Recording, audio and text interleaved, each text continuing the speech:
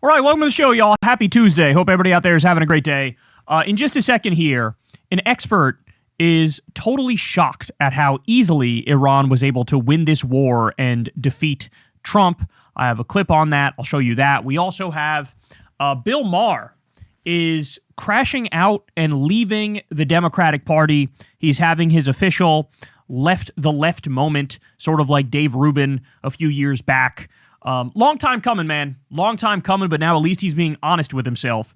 So we'll talk about that. We also have Abdul El-Sayed torching Zionist hacks directly to their face on mainstream media, something that you love to see. And then also, all hell is breaking loose in Russia and Ukraine. Things have really spiraled out of control over there. We have an apocalyptic attack that occurred the other day on Russia's version of Amazon. And we'll get into all the details on that front. And then also, Joe Rogan is clearly compromised, and we're at the point where everybody seems to know it. So the man himself is absolutely positively washed, y'all. And that also was a long time coming. So you know the drill. Everybody do me a big favor. Subscribe to the channel and click that bell icon. That helps out the show big time and costs you absolutely nothing at all. You can also support the show on Patreon. That link is below. Thank you to everybody who does that, because as you know, this is real independent media. I've never talked to an advertiser. I've never done an ad read. I'm very proud of that fact. You guys made that possible by giving $1 a month or $2 a month or $5 a month. So thank you all for your support. Thank you to everybody who tips with the thanks button on YouTube. You have my word. I never will do an ad read, and I never will talk to an advertiser. And again, you made that possible. And then also sign up for Crystal Kyle and Friends on Substack. That link is below. And everybody go subscribe to the Corin's World YouTube channel, where we do live Kyle and Corin episodes. We are back in full effect, y'all, so come hang out with us every Monday night, and you will not regret it. Okay, let's go ahead and jump right in. So let's start with this. Professor John Mearsheimer did an interview the other day, and in this interview, he lays out in no uncertain terms: the war is already over, the U.S. has already lost, and it's all over but the crying and the acknowledgement of reality, okay? Trump and the U.S., they're going to go kicking and screaming, but at the end of the day, there is no way they can turn this loss into a victory, and that's a fact. So let me play this for you, and then we'll break it down. Here we go. The problem that President Trump faces is that the United States has lost this war.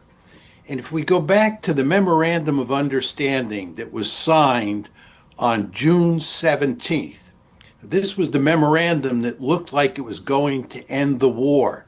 It was basically a surrender document. The United States gave in to Iran on every point. In other words, Iran won on every point. And the reason is that the United States did not have a military strategy to defeat Iran. Now, what's happened since June 17th is that the United States tried to open a separate channel in the Persian Gulf through the Strait of Hormuz that the Iranians refused to accept. So we've now got back to a situation where the two sides are attacking each other with these tit-for-tat military strikes. But the problem is the United States can't win this battle, just like it couldn't win the battle before June 17th. And that's why we had to sign the Memorandum of Understanding. Nothing has changed. The United States does not have a magic formula for defeating Iran. So President Trump can escalate all he wants, but it's not going to do any good, because the Iranians will match the United States at every point.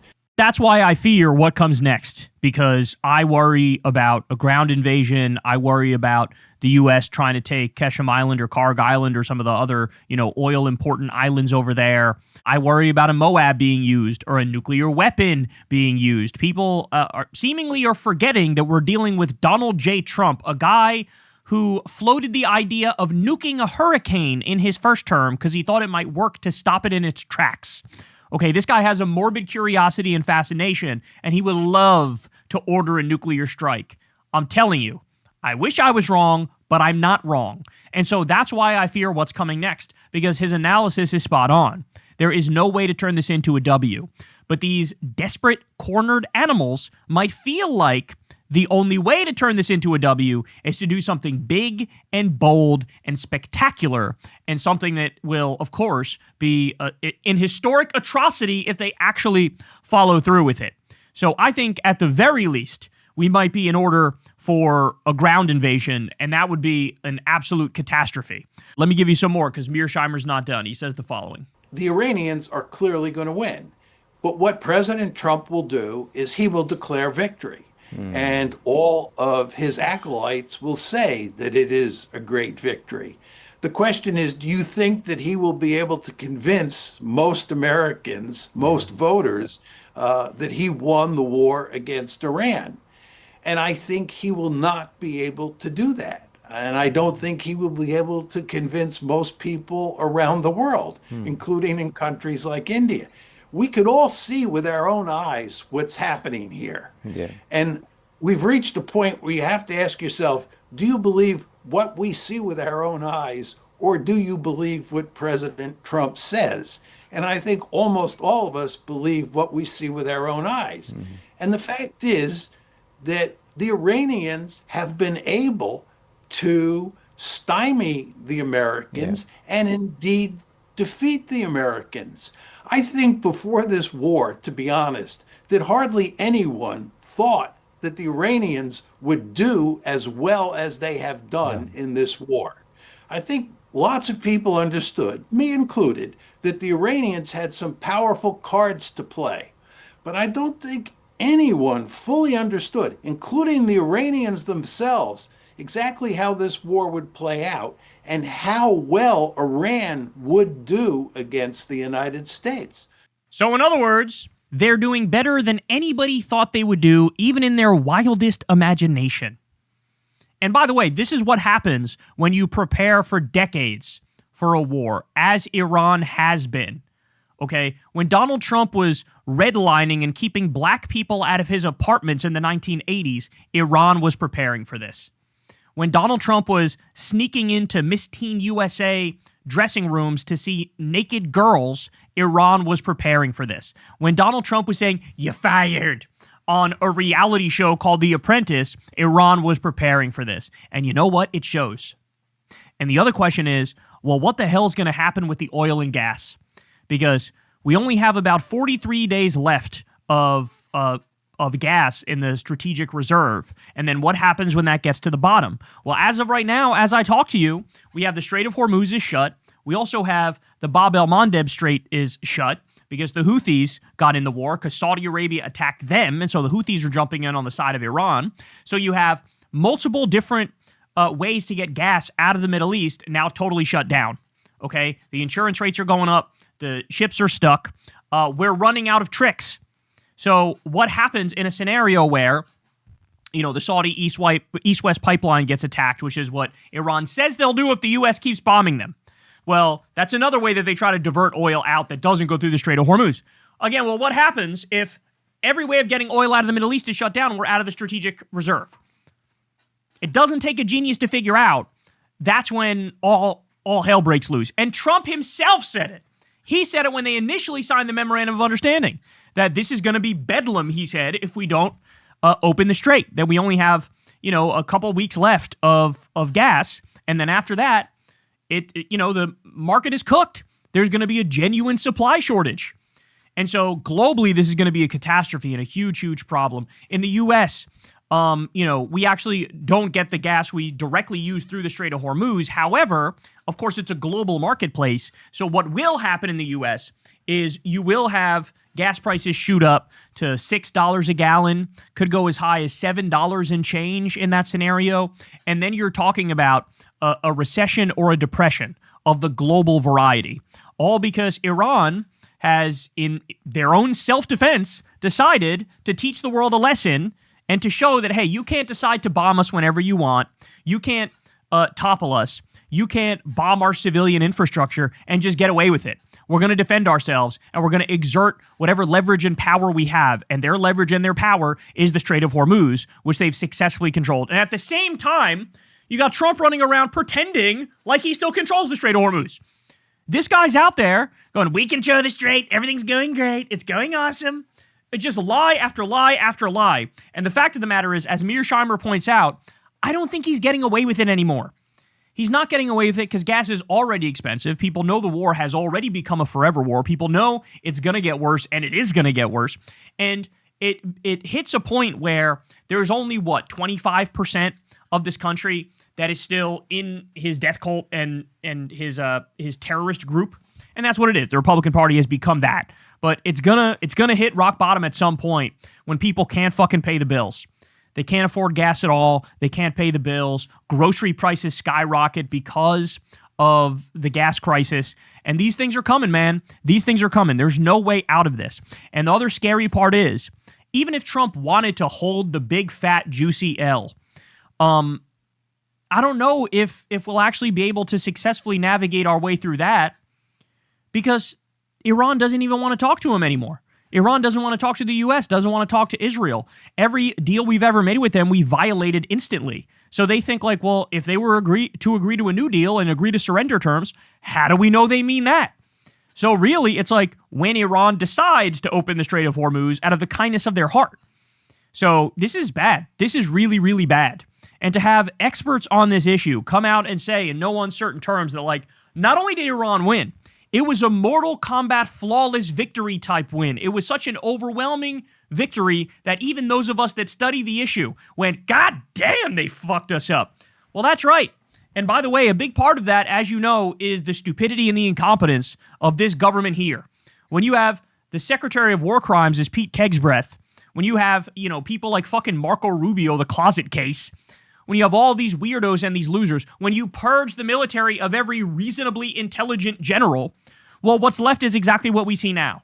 A bunch of loyalists and sycophants and idiots who are running around like chickens with their heads cut off. They don't know what to do, but Trump goes, bomb a lot more stuff, and they go, okay, sir, we'll bomb more stuff. Then they show them compilations of them carpet bombing more stuff, and Trump goes, we're winning? It's actually great. We are in hell as a direct result of what this regime has brought upon us. I want to show you one more thing while we're on this topic, okay?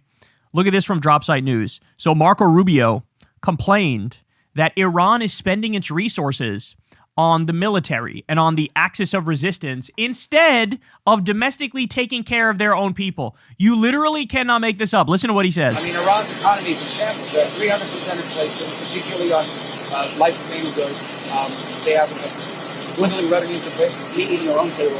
They have food shortages. They have a drought, which we didn't cause. But they have a gasoline shortage and a fuel shortage. All these problems existed before all this began. They've just gotten worse. They will continue to get worse. And one of the reasons why Iran is in shambles, we're a rich country. Iran is a rich country.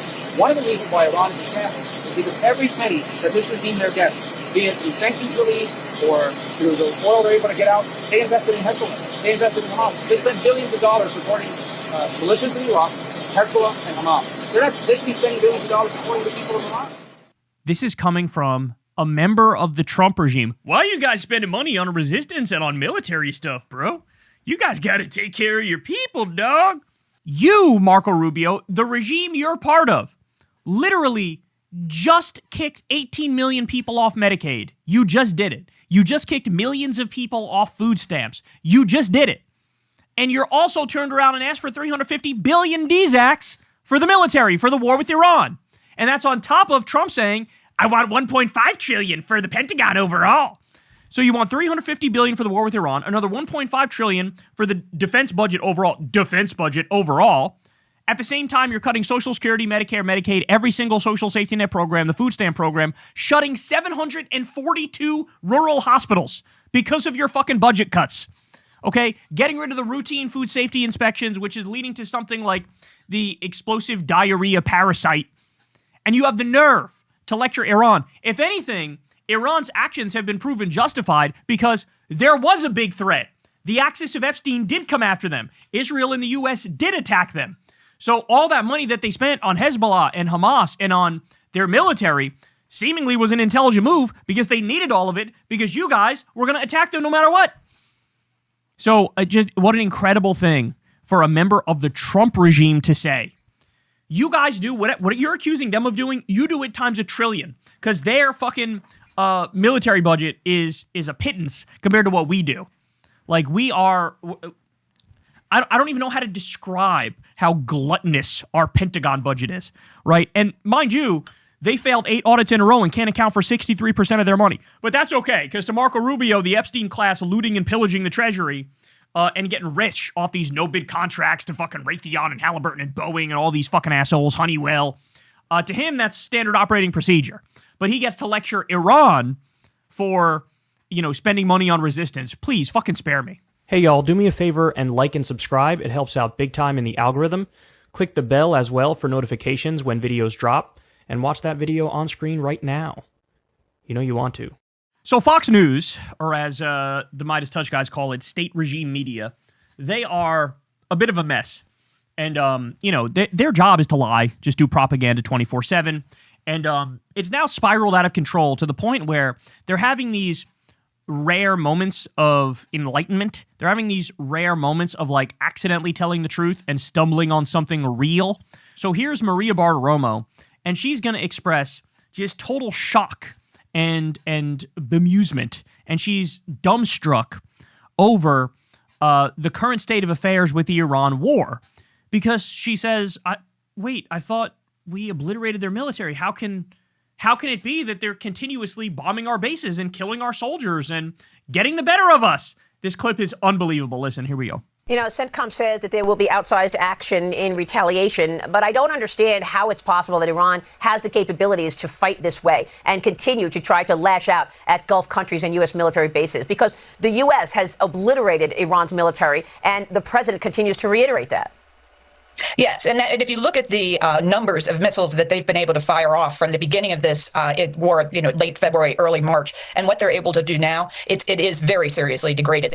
That last part is a lie. Total nonsense. They're just as strong now or stronger than they were before. And they have the backing of China, by the way, who has increased their capabilities during the course of the war, mind you. But I digress. So close, yet so far, Maria Bartiromo. So close, yet so far.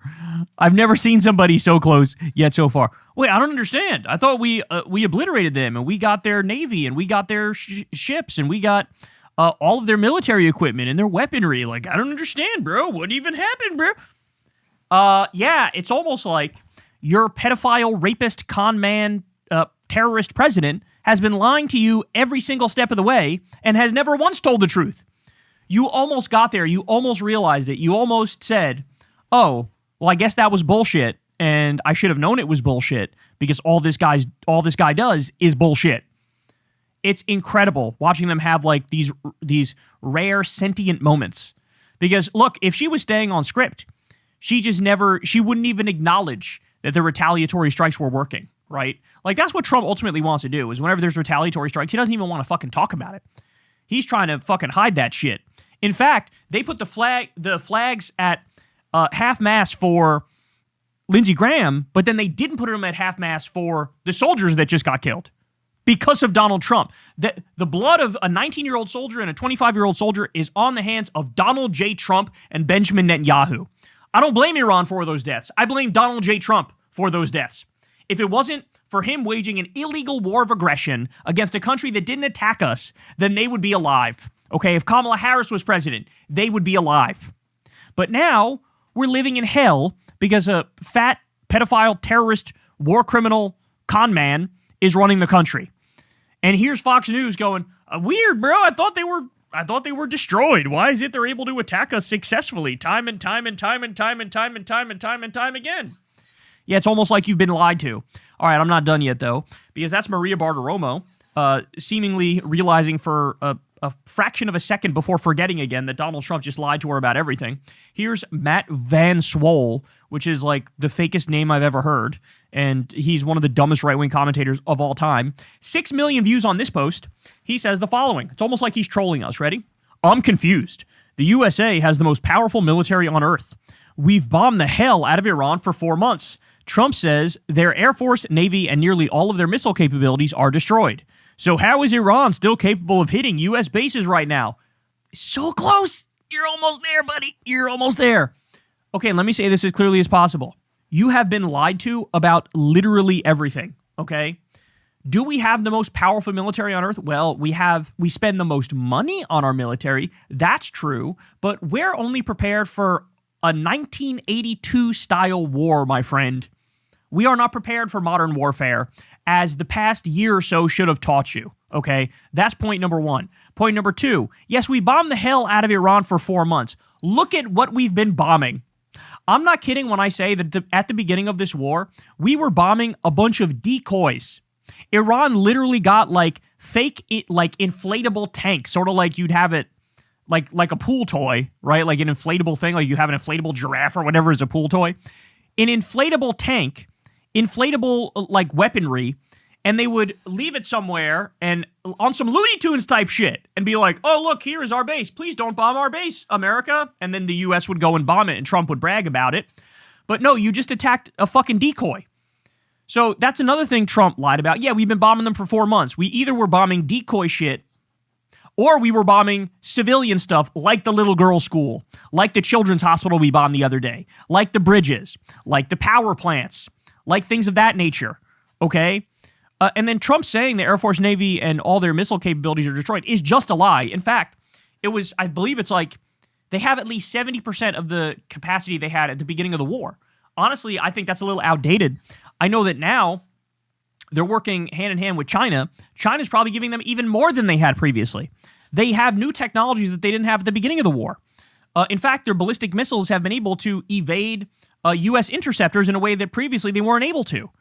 Again, probably because they're improving as time goes by. They've been preparing for this war for decades, okay? Trump decided while he was taking a shit at 4 a.m. to say, I'm going to do another war. I'm going to steal more oil and stuff. Let me do that. And then Netanyahu said, oh, yes, you'll go down in history. Go ahead and do that. And he goes, okay, I'm going to do another war. I'm going to do another war. Like, they were ready for this. They were prepared.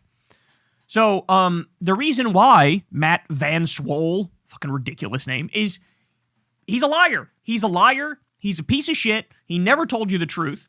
They are draxing us, okay? The Strait of Hormuz is shut. Bab el-Mandeb is shut. We're running through the strategic oil reserve. We're getting to the bottom. We're going to have gas that's $6 a gallon, $7 a gallon. There's going to be global economic calamity, and it's all because your fat, pedophile, war criminal, terrorist, con man president decided he was a little bored on a Tuesday and wanted to do a new war and put another fucking feather in his cap because he was high on his own supply after what he did to Venezuela.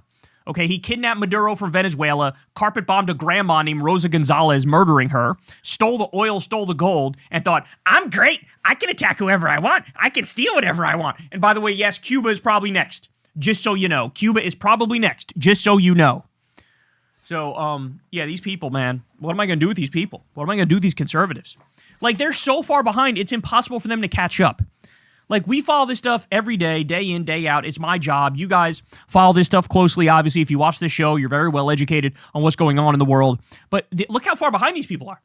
Like, they're still... I mean, this is like, not far removed from, like, rolling Play-Doh up into balls and eating it. Like, that's the mental level that this guy's on. Maria Bartiromo, like, you're on TV on what's supposed to be a news network, and this is your contribution to the dialogue? Well, how is Iran doing this? Oh, gee, I wonder. Oh, how is Iran doing? Bro, and then when Trump decides to do something absolutely catastrophic, drop a Moab or some shit on Iran, they'll be there to defend with a smile on their face. They'll be there to defend the deaths of tens of thousands of innocent people because they are little loyalist regime sycophants. And here they are going off script for a split second, but they'll be right back on that bitch, even after they fully understand that Trump's been lying to them every step of the way. And everything they thought was true is not true. They'll still go right back to the script because this is who we're dealing with. We're dealing with subhuman filth. Hey, y'all, do me a favor and like and subscribe. It helps out big time in the algorithm. Click the bell as well for notifications when videos drop, and watch that video on screen right now. You know you want to. There's a lot of shit that's happened under Trump that you literally couldn't make up if you tried. Like, if you did make it up, people would look at you and say, that's the dumbest thing I've ever heard. There's no way that's true. Like, for example, Trump bragged about putting the new president in charge of Syria, and that president is a former leader of Al-Qaeda. I wish I was kidding. I'm not kidding. You can go read about it. The new leader of Syria was a former top Al-Qaeda official. Trump's way of describing that when he talks about it is, rough past. He's had a rough past. Not a Boy Scout. This guy's not a Boy Scout. He says shit like that. when talking about the Al-Qaeda guy he put in charge of a country. Could you imagine? People who were killed in 9/11 are rolling over in their fucking graves right now. That President Donald J. Trump, who, by the way, bragged about having the biggest building in New York when the towers went down. That President Donald J. Trump picked an Al-Qaeda guy to lead Syria and then bragged about it and acted like, it was smart. We never learned. Ronald Reagan armed the Mujahideen. They later became Taliban and Al-Qaeda, and they became our enemies. Donald Trump is now handpicking Al-Qaeda to lead countries. Saudi Arabia armed, financed, funded 9/11. And it's stuff like that you go, what the fuck are we talking about here? Trump pardoned a guy who laundered money for Al-Qaeda. Again, I wish I was kidding. Tell that to the family members of the victims who died on 9/11, right? This is how out of control this government is. Well, guess what? It's about to get fucking crazier. You guys ready for this? Take a look. Here we go. Trump can't stop Iran getting a nuclear bomb, so he's planning to allow Saudi Arabia to start uranium enrichment. CNN reports that the Trump administration has tentatively agreed to allow Saudi Arabia to enrich uranium on its territory without implementing the usual strict oversight mechanisms. So not only are they now allowed to enrich uranium, but also whatever sort of rules and regulations and oversight they're supposed to be, Trump's going, yeah, you don't have to worry about that shit. Saudi Arabia, we're talking about here. Do I need to explain to you the pervasive ideology in Saudi Arabia? Do I need to explain to you that they're like the 9/11 people? Do I need to explain to you what Salafi jihadism is or Wahhabism? That this is, when people talk about radical Islam, this is what they're talking about. This is where that ideology comes from. People, how many times have you heard, Iran is the #1 state sponsor of terrorism? That's bullshit. It's always been bullshit. It's cope from a bunch of Zionists to try to say that Hezbollah and Hamas are like the biggest terrorists. Bullshit, always been bullshit. The actual biggest spreader of terrorism, the ideology of jihadism, is Saudi Arabia. This is actual like, hey, let's spread jihad. Let's fucking force women to cover up. Let's behead people. That's the ideology. That's the fucking ideology. So, in a world where political instability happens, which can't imagine a world like that, right? And the government of Saudi Arabia gets overthrown, who do you think would fill that power vacuum? It would be like Al-Qaeda-stan or ISIS-stan. You would have fundamentalist, extremist, right-wing freaks, like barbarian right-wing freaks, take over the country. And Trump's going, yeah, go ahead, build nukes, grab nukes, nobody minds, bro, it's all right, it's all good. Insane. Now, why would Donald J. Trump agree to this? Why would he agree to this? You know the answer, I know the answer, everybody knows the answer. It's the same reason he does fucking anything and everything in this government. It's because he's corrupt. It's because he's bought. He's been bribed. Do you have any idea how much money Saudi Arabia gave Trump for Live Golf, the Live Golf events that a bunch of them happened at his courses? Now, that number hasn't been reported, but my guess is that shit is at least tens of millions, probably hundreds of millions of dollars. They gave Trump's son-in-law, Jared Kushner, $2 billion. There's a good chance they've given Trump himself billions of dollars. Probably felt like, shit, we got to give more than we gave Jared, or else he'll look at that as an insult. They probably snuck this motherfucker $5 or $10 billion. Think about that. You wonder why? This is why he's allowed. Yeah, go ahead, get nukes. I don't give a fuck. Oh, so what? You're the terrorist government. I don't care. I'm only going to be here for like 2 years longer anyway. I'm about to die. I'm fucking congestive heart failure and mini strokes and Alzheimer's. I'm falling apart right in front of us. Who gives a fuck? Go ahead. Build the nukes for all I care. This is what's going on. So yes, the same guy who insider trades literally every single day is doing this. The same guy who violates the emoluments clause on a daily fucking basis is doing this. The same guy who robbed the American taxpayers to the tune of $10 billion for his Board of Peace scam is doing this. The same guy who wanted $1.776 billion from U.S. taxpayers to give to the January 6th terrorists and his own family members and cronies is doing this. He got a shitload of money from Saudi Arabia. He's giving them whatever they want. You know what it is they want? Nuclear fucking weapons. That's what they want. That's what they want. More. U.S. greenlights Saudi nuclear enrichment without safeguards. Crown Prince Mohammed bin Salman previously said he would acquire a bomb if Iran did. The Trump administration has greenlit Saudi Arabia's nuclear enrichment project with no safeguards in place to prevent the development of a bomb, CNN reported on Friday. The draft deal, viewed by the news outlet, showed Washington's support for Riyadh's civilian nuclear program is still awaiting President Donald Trump's signature, despite U.S.-Saudi negotiations concluding in October. Unnamed officials cited in the story indicated that the documents, which included the mandatory 123 agreement, or I-23 agreement, and safeguard protocols have not yet been sent to Congress, potentially for fear of bipartisan pushback. It is unclear how long the president will wait, given Congress is likely to switch hands to a Democratic majority after the November elections, stymieing his policy agenda. Crown Prince Mohammed bin Salman and his advisors have long pushed for a deal that would allow them to enrich uranium, which they say the kingdom holds vast reserves of. Quote, "We will enrich it and we will sell it and we will do a yellow cake," Saudi Energy Minister Prince Abdulaziz bin Salman said last year, referring to a step in the process that comes after mining but before enrichment. The Saudi push to be included under the U.S.'s nuclear umbrella was a key issue during the Saudi Crown Prince's visit to the White House in November last year. Days after Israel attacked Hamas's negotiators in Qatar earlier in the year, Saudi Arabia signed a defense pact with Pakistan, the only nuclear-armed state in the Muslim world. Pakistan is estimated to possess around 170 nuclear warheads. Saudi and Pakistani descriptions of the deal said it encompassed all military options.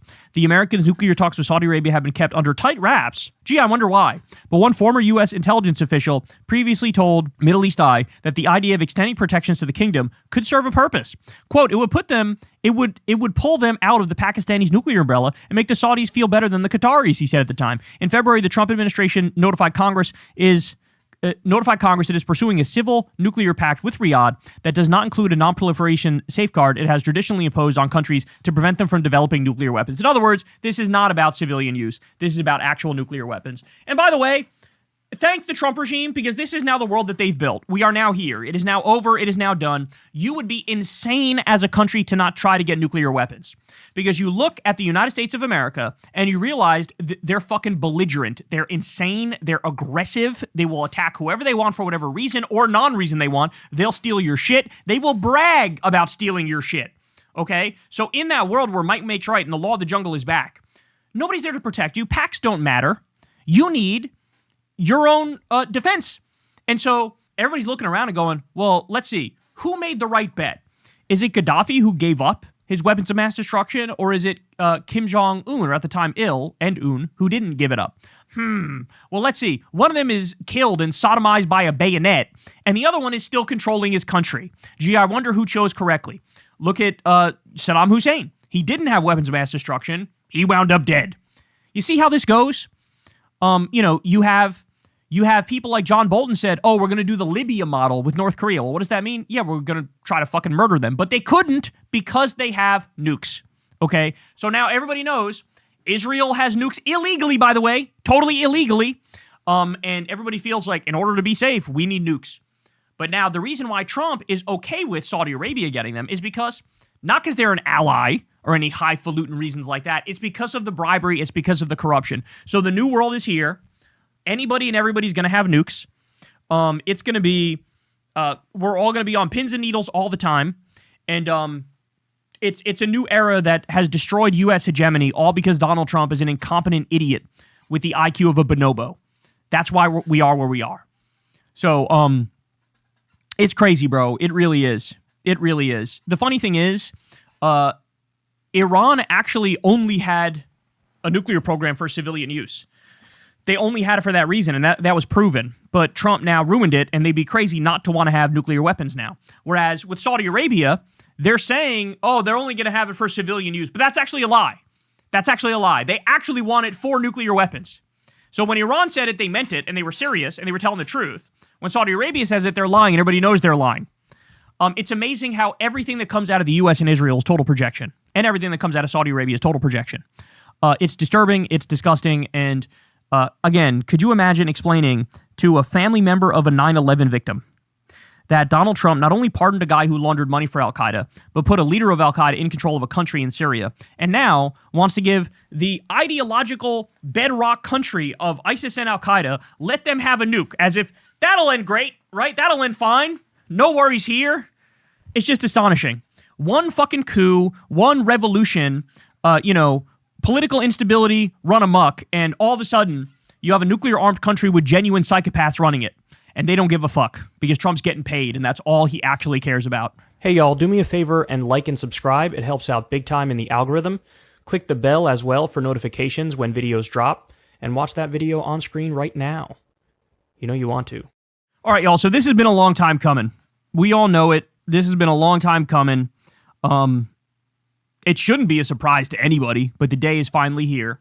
Now, as you know, years ago, Dave Rubin, the conservative pundit, he used to be a liberal, right? He was part of the Young Turks network. He was a liberal. Then he did this whole like, well, I'm a classic liberal, which is like a little different. And he leaned into like the atheist stuff and the classic liberal stuff. He was like a Sam Harris acolyte. Then he became like a centrist type. And then eventually, very famously, he did a video for PragerU. And the title was Why I Left the Left. And that's when the grift sort of imploded. Now, all he is, he's like a lol cower, but he just makes fun of him online. He's a bit of a joke. Nobody has ever made more incorrect predictions on the Iran war than he has. I mean, it's the saddest thing I've ever seen. But anyway, nobody cares what he says anymore because his grift hit its logical endpoint. The logical endpoint was like, okay, I'm done playing around. I'm just conservative, okay? Here's Bill Maher, and he's now doing the same thing. He's been flirting with it for a long time. He's been playing footsies with that bitch. He's been, tickling Trump's taint from time to time, eating dinner with him, telling everybody he's not all that bad, all that stuff. Well, now, what's the straw that broke the camel's back and made it so that Bill Maher is out of the Democratic Party? His words, I'm out. What led to that? DSA members winning elections. So in other words, having politicians who support universal health care, free college, a living wage, unions, ending wars, cutting off funding to Israel. How dare you? Now you guys are extreme. So here's what he said. Let's listen. I mean, you get some Democrats. Democrats are cowardly. Yeah. They're cowardly. By the way, I agree with that. Democrats are cowardly, but in the exact opposite way that he means it. Democrats are cowardly in that they don't fight the right aggressively enough.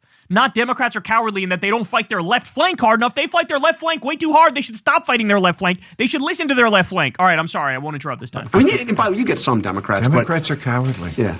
They're cowardly. Their party is being taken over now by, every day I hear about a new, very radical. I feel very good about, like 10 whenever years ago, like I did lose fans because, I wasn't going to go along with some of this crazy stuff on the left, too. I didn't change really on what I thought about the right, but I can't sit and just not notice stuff, which people seem to want to do because it's all about my team or your team. But, yeah, there's some crazy stuff. When we're cheering for the Intifada, I gotta cut, I'm out. So as per usual, with these psychotic Zionists, it all comes down to Israel. And make no mistake about it, y'all, this is the real reason why he's like, I can't do it anymore. I'm out of the Democrats. The real reason is Zoran Mamdani calls out the genocide, wants to stop giving money and weapons to Israel. The real reason is that people like Rashida Tlaib, Ilhan Omar, Malat Kiros, Daria Liza, all these people who are now winning, right? Everywhere you look, DSA members are winning. All of them, a centerpiece of their message was, let's stop arming and funding the terrorist rape state known as Israel that's committing genocide and live streaming it in 4K. That's the straw that broke the camel's back for him. And you want to know how I know that? Because in 2016, Bill Maher supported Bernie Sanders. Bernie Sanders is in virtual agreement with all the things that we just mentioned, right? But Bernie Sanders, front and center, was more of the talk on universal health care and higher wages and things of that nature. And he seemed totally fine with that. He seemed totally fine with all that stuff back in the day. But God forbid, Israel does a genocide and then Democratic candidates call that out and view it as a key moral litmus test. Well, that offends him. Why does it offend him? Because he's an Islamophobe. So he always finds a way to twist it and spin it and flip it and pretend like, oh no, it's always the fault of the Palestinians. It's always the fault of Hamas. If Israel kills tens of thousands or hundreds of thousands of innocent people and destroys 90% of the buildings in Gaza, somehow that's Hamas's fault and the Palestinians' fault and not the fault of Netanyahu or Ben-Gvir or Smotrich, who are literally bragging about a mass death penalty law which kills every Palestinian hostage they have, thousands of them. Maher has no problem with any of those things. So that's what it comes down to.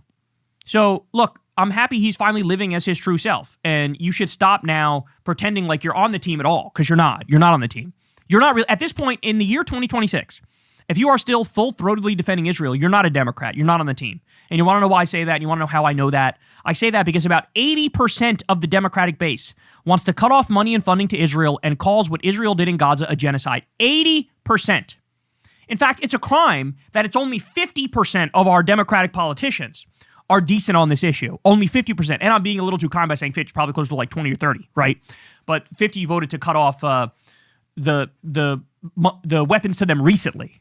We're under pressure, but still, it's about half the elected officials. But 80% of the base is on the right side of this. So yes, Bill Maher, if you're not on the page with that, I'm sorry, this is a key moral litmus test for every Democratic voter. Democratic voters look at you like you're a fucking monster because you are if you don't agree with them on this issue, right? I mean, shit, like, this is not an area where it's like, hey, there's room for reasonable disagreement. No, bitch, this isn't like, should the tax rate be 20% or 25%? No, this is like, hey, should babies be shot in the face at point blank? Should that happen? Should we massacre UN workers? Should we carpet bomb refugee camps? Should we do, like, that's the actual question. And if you can't agree with the side of humanity on that one, then you're not on the team, bro. I'm sorry. So he makes it seem like, I'm leaving you because I'm so rational. It's like, no, actually, you know what's happening is we're kind of kicking your ass out. Because for a long time, you haven't represented us. A long time, you haven't fucking been with us. You've been on this enlightened centrist kick. And that's on your better days now. On your worst days, you're just like, yeah, fuck it, I'm kind of MAGA over here. Right? But the enlightened centrist kick is rich, especially at a time when there's zero fucking appetite for centrism. Who looks at fascism take over the country? We got fascism. We got kakistocracy taking over this country. We got oligarchy. We got all the worst possible things. This new Nazi regime taking over. Who looks at that and goes, yes, I would like to split the difference between Nazism and what the other side is doing. No, everybody looks at that with a conscience and they go, fuck this. No, I don't want any of this shit. Fuck out of here. But not Bill Maher.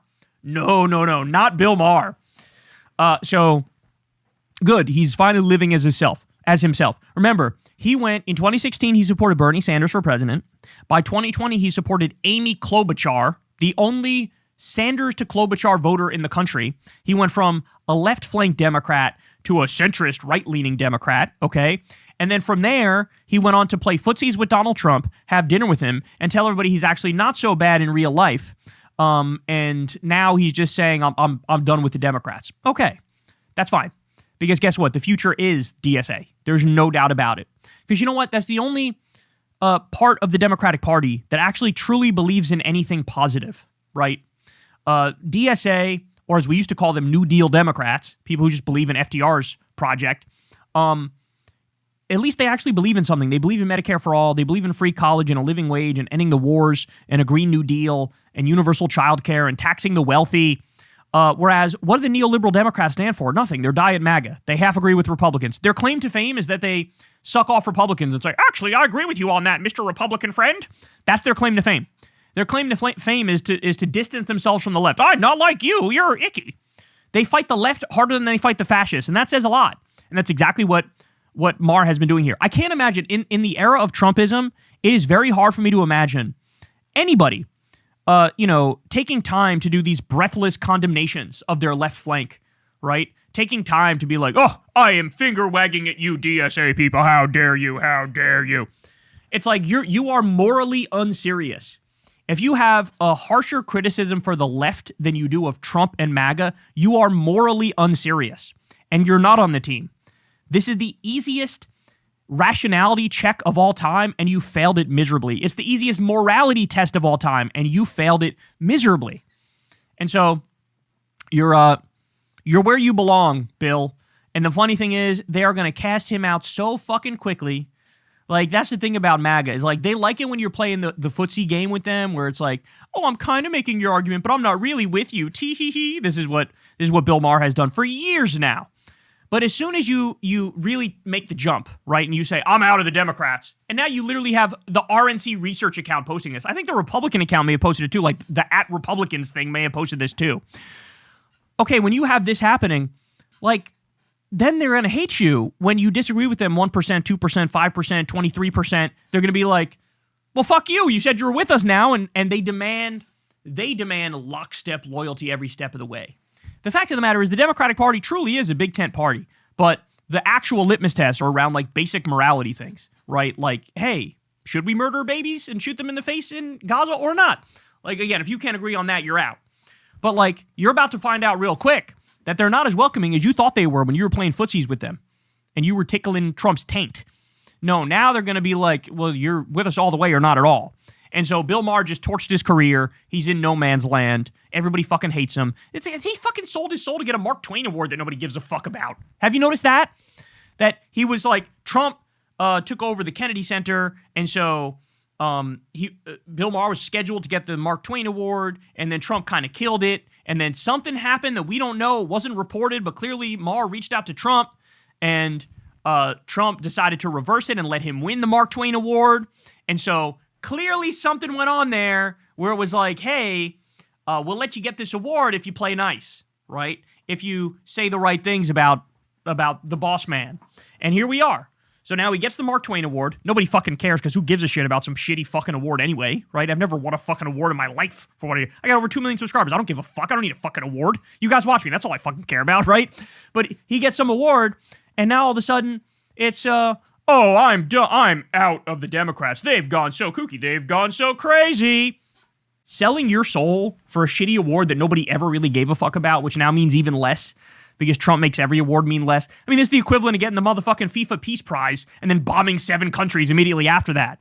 That's where we're at. This man cared about that Mark Twain Prize just as much as Trump cares about the fucking Nobel Peace Prize that he's never going to fucking get. Okay? Or he did get. Trump did roundabout get it because they gave it to that Venezuelan bitch who then gave it to Trump. So, but it's all nothing. It's all bullshit. It's all bullshit. What's the award for? You sold your soul. It's over. You're done. It's a wrap. You know, you're going to be known as the smug-ass comedian who defended genocide, who thought of himself a liberal and defended genocide. You're done. Your whole legacy is cooked. You're in the ash bin of history. You'll be right alongside motherfucking Rush Limbaugh now. He used to consider himself like the anti-Limbaugh. No, now you're right alongside him, bitch. Understand that. Hey, y'all, do me a favor and like and subscribe. It helps out big time in the algorithm. Click the bell as well for notifications when videos drop, and watch that video on screen right now. You know you want to. So they've been going after our boy in Michigan, y'all.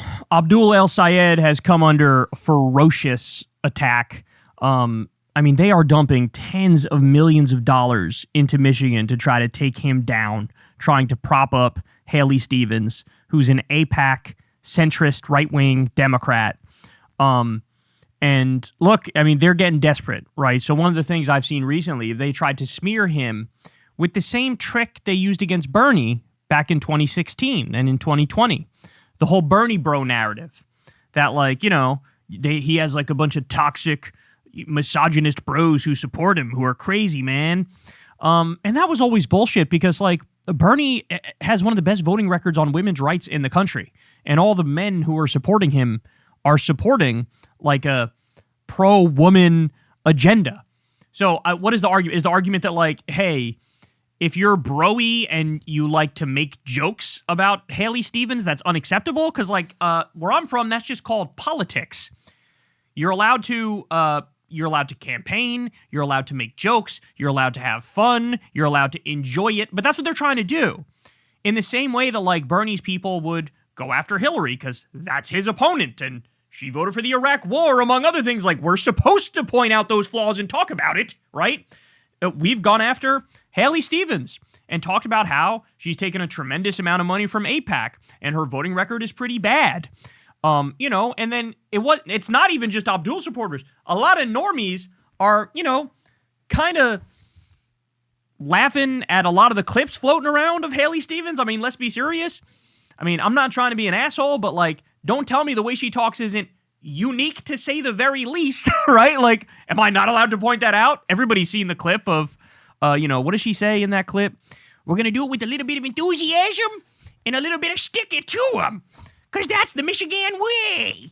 Like, it's kind of funny, bro. Like, what do you want me to tell you? It's funny, right? Like, but they've tried to flip that narrative and make it seem like, oh, this is harassment.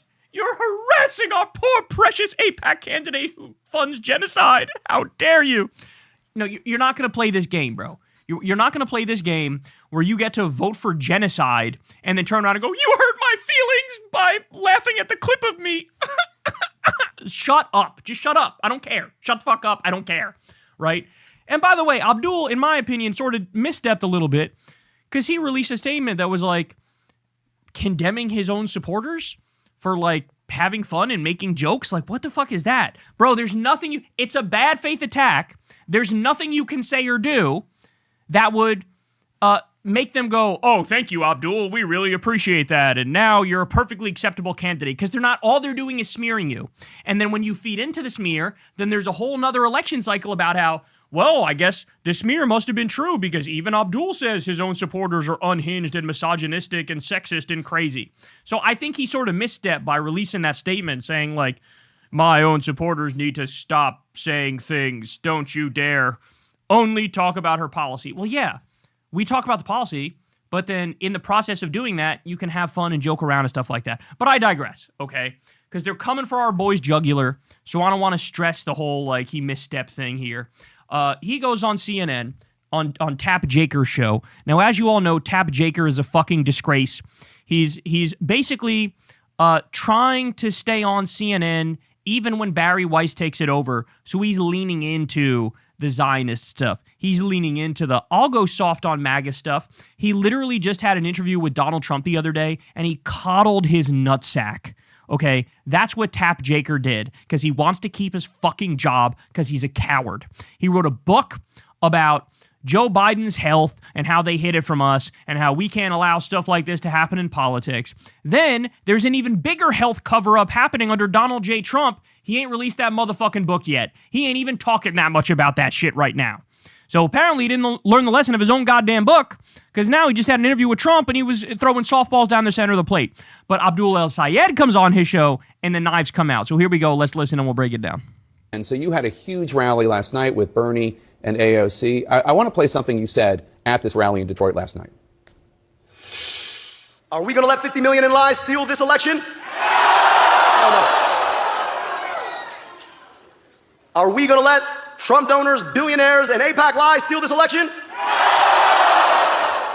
Now, by the way, that's literally true. He's just objectively describing the money that Haley Stevens is taking. Haley Stevens is taking Republican billionaire money, Epstein-class money. That's who's funding her campaign. Yes, AIPAC is funding her campaign, but that is a proxy for pro-Republican, pro-billionaire money. This election is a pretty stark term. I haven't really heard it used since 2024. To be clear, this is a close race. Congresswoman Haley Stevens is a 4-term congresswoman endorsed by outgoing Senator Gary Peters. Are you saying that if you don't win this election, it will be because it was stolen? You see this?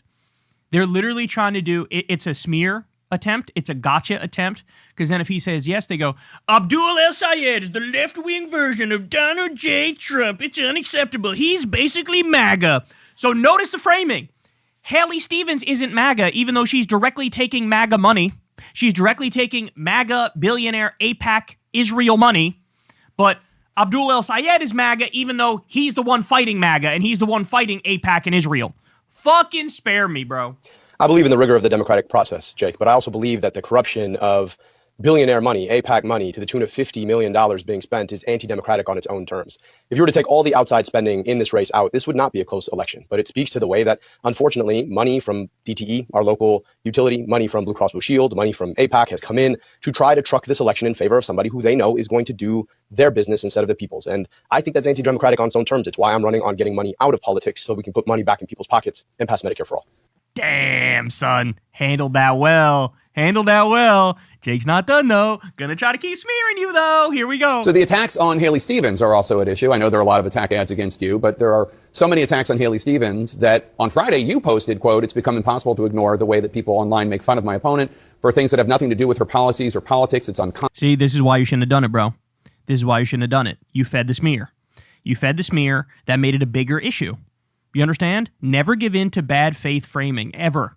Ever. This is why when the Republicans say, do you denounce XYZ? You go, how about you shut the fuck up?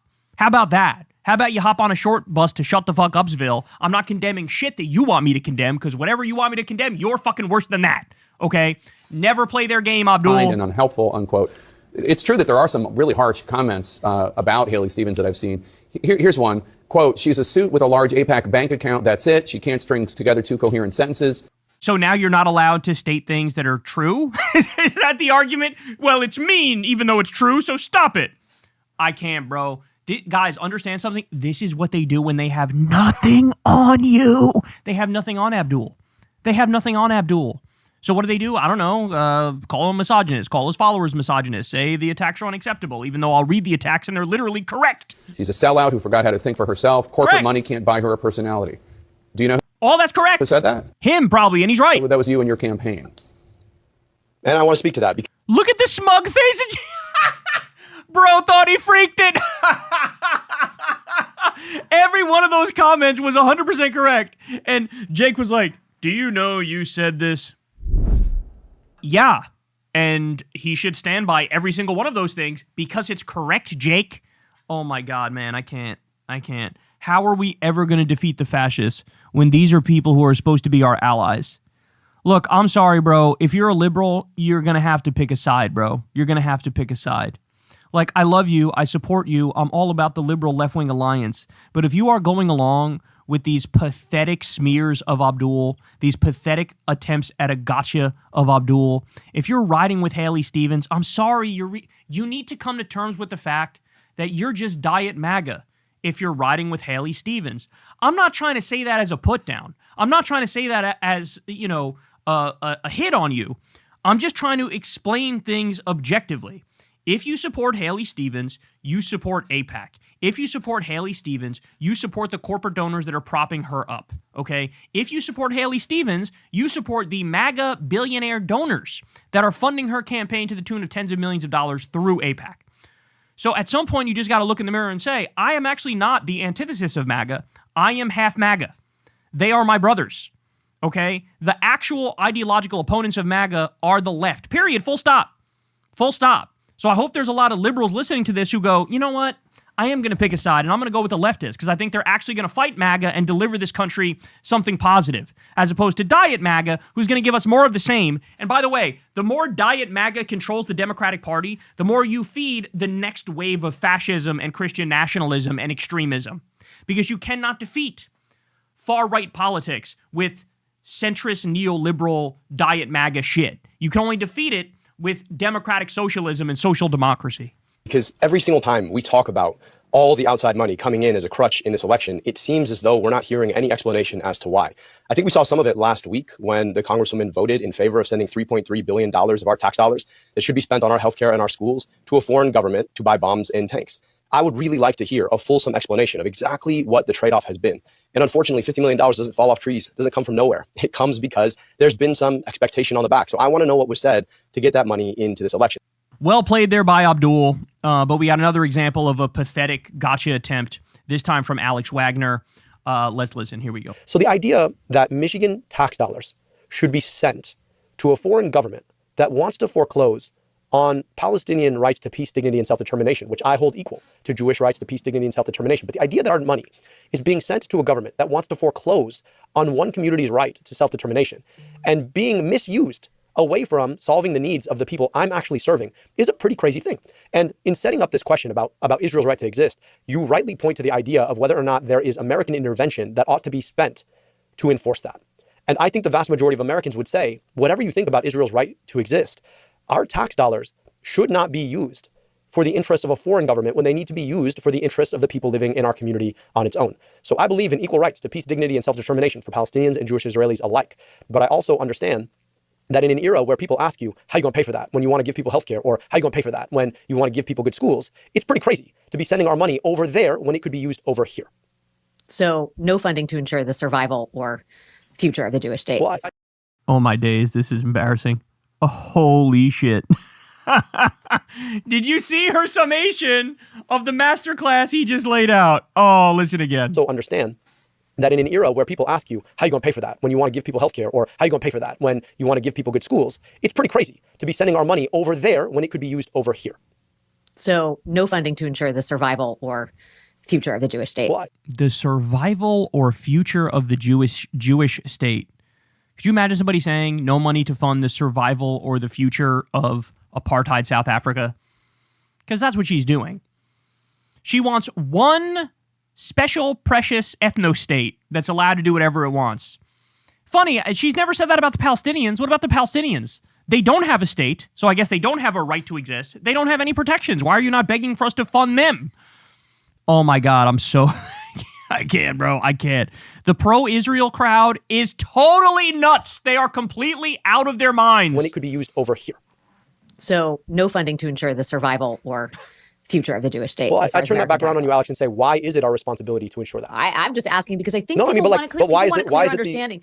I think that, but hear me out. Why is that the essential frame from which we work? Like, why is it assumed that the United States ought to be in the business of backstopping a foreign government? Like, I'm just saying, like, I don't want ill will for Jewish Israeli people at all. I really don't. I just want equal rights to peace, dignity, and self-determination for all people. But the notion that somehow our tax dollars ought to secure the interests of a foreign government. I mean, could you imagine? You don't want to secure the future and prosperity of a free Madagascar state, bro? You don't even want to secure a free and prosperous Botswana? You don't want the survival of the Botswanan people, bro? You don't even want that, bro? Like, Abdul's like, why like, nothing against those people, but like, why should I'm running to be a senator in the United States of America. Like, that's what I'm doing, right? Oh, my days. Oh, no. Oh, no. Like, this is the United States and our own kids don't have good schools, and you're telling me that should be a primary concern over there? Like, imagine we said the same thing about any other country, any other one. Like, my family's from Egypt, okay? Like, would it be crazy if somebody was asking me, like, hey, do you think Egypt has the right to exist? People are like, Egypt exists. I'm like, well, if somebody wanted to change the nature of Egypt, do you think the United States should be spending all of its money to make sure, or any of its money to make sure that happens? People are like, I don't know, that seems like a different country's issue. But like, I'm just saying that, like, you can both say that Israel exists, but it doesn't have a right to my tax dollars. And it is not our responsibility as American taxpayers to take money away from kids who don't have good schools and give it to a country to buy bombs and tanks. Like, the idea that our conversation even questions that is itself a big question we should be asking. Like, why is this the frame of the debate? 100%, man. Oh, I don't know, man. They're out over their skis. They're out over guys, Michigan, hey, literally every single person in Michigan who's a subscriber to Secular Talk, you better get your ass off the couch and go vote for Abdul El Sayed in this primary, bro. I don't want it to be one of those nights where we're sitting there and we're sweating it out and it's a 1-point race or a 2-point race. I need this to be double digits in this bitch, okay? She is spending the earth, sun, moon, and stars in that fucking race. She's raising money from all sorts of Epstein-class billionaires to try to take out Abdul. Do not fucking let this happen, bro. I'm just telling you right now. They're doing a smear job. They're doing a hit job. They're trying to take him down. They're trying, like, it is every dirty trick under the sun you've ever motherfucking seen. And we can't. We can't do this again. We need to show them we mean business. We need to show them that era's gone. We need to show them you can't use any old school tricks. Like, the new era is here, and we vote for politicians who actually fucking represent us. So there you have it. Look, he did a great job dealing with those questions, but he's under a lot of pressure right now because they're panicking.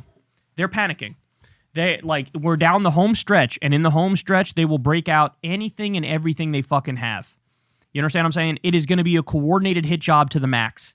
Every single left-wing candidate, there will be coordinated hit jobs against them from now until the end of time because power doesn't go away easily. The money and the power run everything, and they have 1,000 tricks up their sleeve, and you need to be aware of that, and we need to out-organize them and out-fucking-vote them. Hey, y'all, do me a favor and like and subscribe. It helps out big time in the algorithm. Click the bell as well for notifications when videos drop. And watch that video on screen right now. You know you want to. All right, so we got to talk about this, man. As DSA candidates are winning all across this country and scaring the shit out of corporate Democrats, and MAGA, by the way. MAGA, I think, low-key likes the Democratic Socialists are winning because they think they can beat Democratic Socialists easier. But MAGA also have the IQ of baboons, and they're wrong, and they don't realize it, right? So they're almost cheering for their own demise. Sort of similar. It's like the reverse of how Hillary wanted Trump to win the primary because they thought they were definitely going to beat Trump, and then she lost. Like, sort of like that in reverse, that now the right is playing that game. But anyway, there are a bunch of fissures in the Democratic Party that have now opened up as a result of this, okay? As a result of DSA winning, gaining power, scaring the shit out of the corporate Democrats and the APAC Democrats. Well, take a look at this article. This article is insane that just came out from CNN. The framing behind it will make you want to, shove your nuts in a waffle iron. But let's go through it here. So Manu Raju says, how Bernie Sanders has roiled Democratic leaders with his primary picks in Senate and House races, even leading to a tense call with Hakeem Jeffries. Meeks, who was on the call, quote, he seemed not to care. So let me explain to you what's happening here. Hakeem Jeffries, Democratic leaders, are angrily calling Bernie going, hey man, Why are you meddling in primaries, bro? Meddling in primaries? You know, it used to be the case that politicians are allowed to endorse whoever they want and campaign however they want. Like, that's a thing in politics. Nobody looks at an establishment Democrat endorsing a different establishment Democrat and goes, you're meddling in the primary. No, they go, oh, that's this little thing called politics. That's how it works. Well, now they're trying to act like it's some sort of dirty trick that Bernie is doing when it's just Bernie campaigning for people who ideologically agree with him. So you're not allowed to do that. That's cheating. That's rigging. That's meddling. Are you fucking kidding me? How about you go fucking fight MAGA and shut the fuck up and hop up off Bernie's nuts? How about that? Where the fuck, as Donald Trump is raping and pillaging this country day in and day out, as he started 7 new fucking wars in his second term, your ass hasn't said Dickie McGee's acts about any of that, but you can go after Bernie Sanders for meddling in primaries? Oh, no. We're not doing this. We're not doing this. I feel like we're right back in 2016 or 2020, and all the knives are out for Bernie among the do-nothing fucking APAC corporate-ass Democrats. Here we go. Bernie blowback, they say. How Sanders' primary endorsements have sparked a Democratic midterm war. Ain't no war, bitch. Ain't no war, because y'all got no motherfucking juice, okay? Hakeem can call, oh, could you please stop? Okay, stop me with your massive groundswell of support, Hakeem. Oh, wait, that's right. You don't have any, so you can't do dick. Now, can you? Senator Bernie Sanders had just announced his intent to unseat a sitting House Democrat, this time a member of the Congressional Black Caucus from North Carolina, when Representative Hakeem Jeffries decided it was time to confront Sanders himself. The House Democratic leader warned Sanders against meddling in House primaries, particularly one involving a black Democrat in such a critical midterm election year, according to 3 Democrats familiar with the conversation. Quote, he seemed not to care. Representative Greg Meeks of New York, a Jeffries ally who also on the call, said of Sanders, recalling the previously unreported phone call, the intervention from those powerful Washington Democrats came just before incumbent Representative Valerie Foushee edged out her challenger, Nita Alam, in the March primary. Asked recently to describe the conversation, Jeffries would say only, quote, it was honest. Heading into the midterm, Sanders has perhaps never been more powerful in Democratic politics, but the Vermont Independent is now at the center of a brewing party civil war that could sway the fate of key midterm seats with control of Congress on the line. At the heart of the debate, whether to nominate candidates more friendly to the party establishment and seen as wooing swing voters, or to, look at the framing, or to pick Democratic Socialists or further left progressives who can energize a restive party base, but who risk alienating independents. See, this is horseshit already. Total horseshit. So they're saying, oh, if we go with the establishment candidates, we could woo swing voters. There's no fucking evidence of that whatsoever. In fact, the evidence is the exact opposite. Every time you fucking idiots get to pick a candidate, you fucking lose. So how about you're not actually getting swing voters? How about you're sacrificing swing voters if the Democratic establishment gets their way? The Democratic establishment is polling about as low as MAGA is. Let me repeat that. The Democratic establishment is polling about as low as MAGA is. Bernie Sanders has a super high approval rating. Zoran Mamdani has a super high approval rating. It's almost like to get the swing voters, you need Democratic Socialists. You need left-leaning Democrats. They phrase it like you're going to alienate independents. Wrong. You're going to gain independents. So the whole framing of this is all wrong, and they know it's wrong, but they don't care because CNN is doing a hatchet job on behalf of Hakeem Jeffries. Okay. Just this election cycle, Sanders has endorsed more than 90 candidates, helping defeat House incumbents in New York City and Colorado. One of the 60 candidates who have had their elections already, 42 have won their races, including 10 out of 16 federal candidates, according to his team. But in Washington, senior Democrats argue Sanders is forcing them to divert precious cash to primaries instead of spending to fight the GOP in November. You could just agree with the best candidate. You could just say, well, I guess Bernie had some wisdom we didn't realize. Therefore, I guess we'll just, divert, we'll let these candidates get through, and then we'll help fund them against the Republicans. But no. So it doesn't have to be a midterm war. You want it to be a midterm war because you don't like that these candidates are anti-genocide. You don't like that these candidates are anti-billionaire. You don't like that they're anti-AI. You don't like that they're anti-corporation. You don't like that. That's the issue, right? You want them to be pro-corporate. You want them to be pro-AI, you want them to be pro-military industrial complex, you want them to be soft on MAGA. That's the issue here. And Bernie's not having that. But I love how, what civil war? There's no civil war if only one side is popular and the other one has to whisper in back rooms to CNN reporters to write their side of the story, okay? Sanders and his political operation are under new scrutiny over his backing of the now disgraced former candidate Graham Plattner in Maine's Senate race. Even after the New York Times reported on allegations of Plattner's unsettling behavior towards women, Sanders stood by Plattner, saying there are no saints in the United States Senate. It wasn't until CNN and Politico reported that Plattner was accused of rape, an allegation he denies, that Sanders pulled his endorsement. Bernie has endorsed some flawed candidates recently. Democratic Representative Hillary Scholten of Michigan said, I think it's really important to look at the judgment that has been exercised. The Graham Plattner situation should be a huge warning sign to a lot of voters about what that stamp of approval might mean. Excuse me, a little message to the same people who gave us Hillary Clinton that lost to Donald Trump and Kamala Harris who lost to Donald Trump. Go to shut the fuck upsville. We're tired of party bosses making decisions for us, and then we have to deal with the consequences. We have to deal with the fallout when people don't get fucking excited over your horse shit. Okay? What's happening now is the left-wing Tea Party. What's happening now is candidates who are anti-genocide and pro-a living wage and pro-union and pro-Medicare for all and pro-free college and in favor of universal child care and in favor of raising taxes on the wealthy against the Epstein class. What's happening now is a groundswell of support. And if anything, the real criticism of Bernie is that he's been too tepid in endorsing in primaries. That's the real criticism. The circles that I run in, you'll have people say, man, Bernie's so fucking he's so cautious with the candidates that he usually picks because he'll only endorse maybe 20 to 35% of the left-wing candidates that are actually running around this country. He doesn't actually do one across the board. Like Rogan is much more aggressive with his strategy where any left-wing candidate who's running in any district, he's liable to be like, yeah, I support that person. They're kind of in agreement with my politics more so. And I don't know, man. It's insane that they're trying to criticize from the opposite perspective that Bernie should sit down and shut up and not support anybody who agrees with him ideologically, who the Democratic base wants. And by the way, that's kind of the point, is that the people that Bernie supports, despite whatever flaws any of them might have, if you look at where they stand on the issues, they are representing the will of Democratic voters, period, full stop. And so to get mad at him is to by proxy get mad at Democratic base voters. Right? If you let Hakeem Jeffries pick all your candidates, none of them would be anti-genocide. None of them would be in favor of raising taxes on billionaires. Right? And so, who the fuck are they to complain? Who the fuck are they to complain?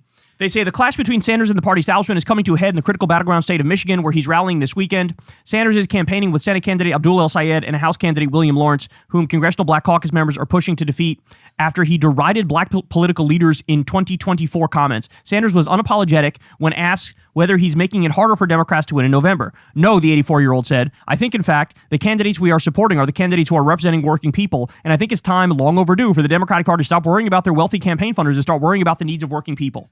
Michigan is at the heart of the Democrats' identity crisis. In the Senate, Sanders has backed El-Sayed, whose pursuit of Medicare for all and criticisms of Israel and the American Israel Public Affairs Committee have made him a darling of the progressive left. The party establishment is coalescing behind Representative Haley Stevens, a more moderate Democrat from the Detroit area who's pitching herself as the most electable against the likely GOP nominee, former Representative Mike Rogers. Where have I heard that before? Oh, electability. Oh, we're electable. We're electable. We're electable. Maybe you don't fucking know what electable is. Maybe if you measure electability by what the actual voters want, then you'd realize the left are the electable ones. With the race seen as neck and neck ahead of the August 4th primary, Democrats in Washington and Michigan are particularly nervous about El-Sayed. One of those people is retiring Senator Gary Peters, who holds the seat. Peters was expected to stay neutral in the race, but decided last week to endorse Stevens. One person familiar with the discussion has told CNN. Senate Minority Leader Chuck Schumer, who has made no secret about his preference for Stevens to win the primary, demurred when asked by CNN whether he had any issues with Sanders stumping for El-Sayed. Quote, Democrats have always come up with candidates that fit their states, Schumer said. We will do that in Michigan. We will beat Republicans. We will take back the Senate. Sanders and the progressive wing, however, insist that El-Sayed improves the party's chances of winning the seat among a voting base that's retreating from establishment Democratic politics, and Sanders' allies argue he can energize longtime Democrats and new voters alike. By the way, if Haley Stevens really was hot shit and really was what Democratic base voters wanted, she should be able to beat El-Sayed without taking $50 million in APAC money and without taking MAGA and billionaire donor money. But she can't. Which tells you what? The only way they think they even have a chance is to basically cheat, to basically take a bunch of MAGA money. Quote, I mean, there's the Pope, then there's Obama, and then there's Bernie, said Progressive Representative Rogan of California. That's a fire-ass quote, by the way. AOC of New York, long close to Sanders, has become a liberal kingmaker in her own right. Although she didn't endorse Plattner, she insists El-Sayed is a profoundly strong candidate. I don't think people have really made the forceful case outside of his identity, to be honest with you, and I don't accept that, Ocasio said. Asked whether she meant El-Sayed's Muslim identity, the progressive congresswoman said emphatically, yeah. keep it to the issues if we want to say what specifically it is Ocasio-Cortez said. But I don't ascribe to the idea that a Muslim can't win, that a woman can't win, that a white person can't win. I don't ascribe to these ideas. But Sanders' critics say he is trying to shift the party in a direction that most voters will reject outside of the very liberal districts where members of the Democratic Socialists of America have won primaries. This is insane. It is insane. What about, what was it, Malak Heroes won in fucking Colorado? What do you have to say about that? Right? Please spare me with this, oh, it's only in these places. No, it's not. No, the fuck it's not. And that's actually what they're afraid of, is that it's not just New York that wants this kind of a politics, okay? The DSA, which Bernie's part of, is trying to hijack the Democratic Party, and what you're seeing is people don't want that, said Representative Josh Gottheimer. Oh my God, the interviewed Gottheimer. A centrist and pro-Israel Democrat from New Jersey. The Democratic Party wants to be the Democratic Party. He's trying to use the Democratic Party as a vessel for socialism, and people don't want socialism. FDR did the same shit, and he was elected 4 motherfucking times before we had term limits. He had 80% of the House and 80% of the Senate, and he was beloved by the American people because he offered the same politics Bernie Sanders did before Bernie Sanders. So spare me. And by the way, Gottheimer might as well go live in motherfucking Tel Aviv because he represents Israel more than he represents the United States of America, okay? That's a fact. Sanders is not a member of DSA, though he identifies as a Democratic Socialist, and the group supported his 2016 and 2020 presidential campaigns. By the way, they have to change that line because they said Bernie is part of DSA. And then everybody was like, that's not fucking true. You don't even get basic facts right in this article. Then they had to go back and change it. Down the ballot in Michigan, party leaders are increasingly anxious that Lawrence is surging in a 3-way primary for a Lansing area seat. They worry Sanders-backed candidates could cost them a must-win seat by a swing district Republican Representative Tom Barrett. All right, let me just pause here. Let me just say this. That's not what they're afraid of, guys. That's genuinely not what they're afraid of. What they're afraid of is the Bernie candidate wins the primary, then wins the general, and then they're a thorn in their side when governing in Washington. Because these Bernie-backed candidates, when they get to Washington, they're not going to go along with Hakeem Jeffries. They're not going to go along with Chuck Schumer and Democratic leaders when they go, oh my God, there's nothing we can do. We're going to have to sit here and do nothing with our thumbs up our ass and wait for another worse fascist to take over the country. Oh, God. That, like, the Bernie candidates are going to go, no, we said we wanted to raise taxes on the rich. Let's fucking do it. We said we want to do Medicare for all. Let's fucking do it. We said we wanted to cut off money and weapons to Israel. Let's fucking do it. That's what they're afraid of. They know if these people get elected, they're going to actually try to deliver, just like Zoran is doing in New York City. They're going to actually try to deliver, and they don't want that. They don't want to deliver because they're still pro-billionaire. They're still pro-corporation. They're still pro-military industrial complex. They're not fighting Trump on his wars. They're not standing up against Israel and trying to cut off the funding and the weapons. That's what they're afraid of. So they're lying to you. They're lying to you. They're pretending this is about, oh, we just want to win, and that's why we care so deeply. No, you're not. Nope, that's not it. If you cared about winning, you would have realized very quickly Abdul El-Sayed is objectively way more popular than Haley Stevens, and you'd support him. But it's not about that. It's about you don't want them in the caucus because you know they're going to fucking keep you honest. They're going to keep you honest and want to deliver on their promises, which you don't want to fucking do. So anyway, this isn't much of a civil war. It's that like meme of like hydrogen bomb versus coughing baby, and I think you can figure out which side is which. Hey y'all, do me a favor and like and subscribe. It helps out big time in the algorithm. Click the bell as well for notifications when videos drop, and watch that video on screen right now. You know you want to. So I don't know what's more terrifying, y'all. The fact that this happened or the fact that virtually nobody is talking about it. But we have some massive attacks that landed in Russia. So take a look at this from DropSite. 7 killed as Ukrainian drones strike wild berries, which is Russia's Amazon. 7 warehouse workers were killed and about 24 wounded when Ukrainian drones struck a logistics center run by the Russian online retailer Wild Berries in Kotovsk in Russia's Tambov region. The regional governor said, Wild Berries is Russia's largest e-commerce company. The workers were on a night shift. A second Wild Berries facility was hit in Elektrostal, about 30 miles east of Moscow, sending a massive plume of black smoke over the capital region. See footage attached. The Moscow region governor said 24 people were wounded there and 2 more at an oil depot in nearby Noginsk. Moscow's mayor said more than 370 drones flew toward the capital region overnight. Ukraine's military has not commented. Okay, so look at these videos, bro. Look at this. Look at this. Let me make this bigger. Look at this. That's like apocalyptic type stuff there. Look at the smoke, dog.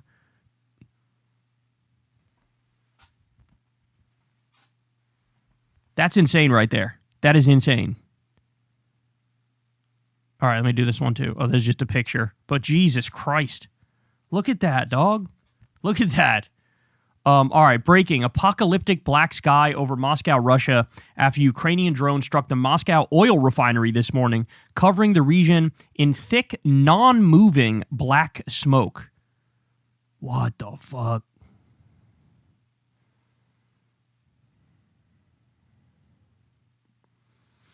I mean, I love that between all this stuff, and then you look at what's happening with the Canadian wildfire smoke, which was just blanketing the shit out of us over here the other day. I don't know. Did I talk about? I think I talked about that on the channel, but we had to go to King's Dominion, which is like, you know, the Six Flags of the area, and it hurt your eyes. The smoke hurt your eyes. It was ranked as unhealthy. At one point, it got up to very unhealthy during the day, and you're out there going, this is so dystopian. Everybody's just like enjoying a day at the theme park. Meanwhile, like the climate apocalypse is already upon us. All right, more. Another flyover video from a passenger plane of a Moscow region with a view of the Wildberries warehouse fire turning the sky over the Russian capital into Mordor. Okay, again, look at this. This is crazy. Yeah, what the fuck, bro? Yeah, those aren't clouds. That's the smoke, dog. That's the smoke right there. Holy cow. All right, so here we go. Shout out to Midas Touch here. All hell breaks loose as Moscow hit by massive attack. Let's listen. All hell is breaking loose right now in Moscow as Ukraine's President Zelensky just unleashed another massive drone swarm hitting targets in that Moscow region. Look as the fire continues to spread in the Moscow Oblast right there. The main target was the Wildberries logistical facility right there. Wildberries is like Russia's Amazon, if you will. It's believed, however, that the logistical facility there, and that's the biggest one in Russia right there, is used also for military purposes. And Zelensky has said since Russia targeted logistical facilities in Ukraine targeting this Wildberry logistical facility right there, this massive warehouse, multiple football fields long and wide, and you can see what it looks like. I want to bring you the images there, and then I want to talk about some of the other strikes that are taking place because Ukraine's unmanned system forces hit 12 more of Russia's Shadow Fleet vessels in the Black Sea in the past 24 hours. Also, the Tu-95 strategic bomber at Engel's military base in the Saratov region in Russia was also hit by Ukraine right now. And then also I want to talk about the fact that Russia is striking in Kyiv. Russia continues to strike in Zaporizhia. Russia continues to strike throughout Ukraine as well. Hell is breaking loose in the region over there. Of course, the United States has escalated its war against Iran and the U.S. committing all of these war crimes there. You have Iran responding as well. U.S. striking desalination facilities in Iran striking desalination facilities in Arab nations. So you have the entire world engulfed in a war right now. And I think a lot of it stems from Donald Trump's weakness. He promised in 24 hours that he was going to end the war between Russia and Ukraine. He's failed to do that. He said that he would be able to do all of these deals, but all he's done is create more wars around the world. Take a look right here as the fire continued to spread in the Moscow Oblast right here, and you'll see, this is at that Wildberries facility. Let's play this clip.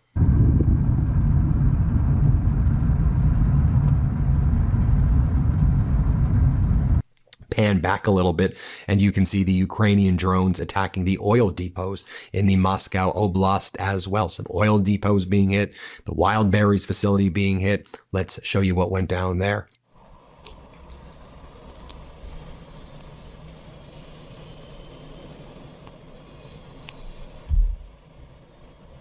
Show you over here a variety of Ukrainian drone models involved.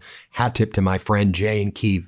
Incredible job aggregating a lot of this stuff. Take a listen first. I'll show you A, which is the drone itself. You can see these Ukrainian drones. They've got the FP1, the FP2s, the FP5s are the Flamingo ballistics, but the FP1, FP2s are their kind of long-range drones. They can hit 3,000 kilometers, by the way, 3,000 kilometers. Here, let's play A.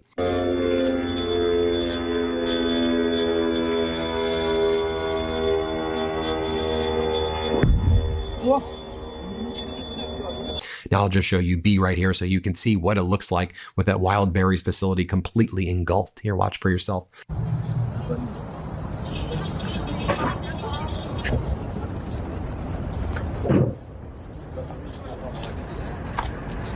Now, as I noted before, you have the drone swarms of the Ukrainian Special Forces, Unmanned Systems Forces, striking Russia's Shadow Fleet in the Black Sea.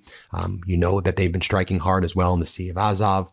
And now the Black Sea, they've really ramped up their efforts. I do want to just make this, I'll show the B-roll though right now of what it looks like in the Black Sea, as you have at least 12 more Russian Shadow Fleet vessels that are being hit. I do want to make this point though, at a time where the U.S. strategic reserves have hit tank bottom, at a time where the Strait of Hormuz is shut down, it appears the Bab el-Mandab Strait is going to be shut down as well soon by the Houthis working with Iran as the Trump regime is threatening the ground invasion I talked about earlier. Now we're seeing, the escalation between Russia and Ukraine striking back hard, but that also means less oil supply, just, logistically as well. And so we're in a situation in uncharted territory. And again, this is what happened when you have a madman, a psychotic loser like Donald Trump in charge. So you saw the B-roll right there, what everything looks like in the Black Sea. Now, you take a look at what some of these military bloggers in Russia are talking about, and they are confirming that the Tu-95 strategic bomber destroyed by Ukraine. I have no good news for you about the Tu-95.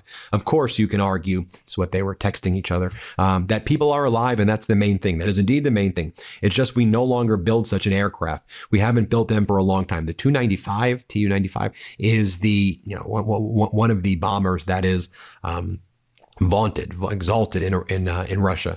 The SBU long-range drones destroyed a Russian Tu-95 strategic bomber. The drones flew roughly 800 kilometers to the target. According to preliminary data, the aircraft suffered critical damage with its tail section completely torn off. Let me share this clip with you as well, though. This right here is of a almost vertical man-pad launch on the Russian jet-powered Shahed. So what you're going to see here is a Ukrainian defender, the Russian Iranian Shahed, going to try to find its target in Ukraine, and you'll see the kind of almost vertical man pad shooting the Shahed. You can see for yourself here. Let's play this clip.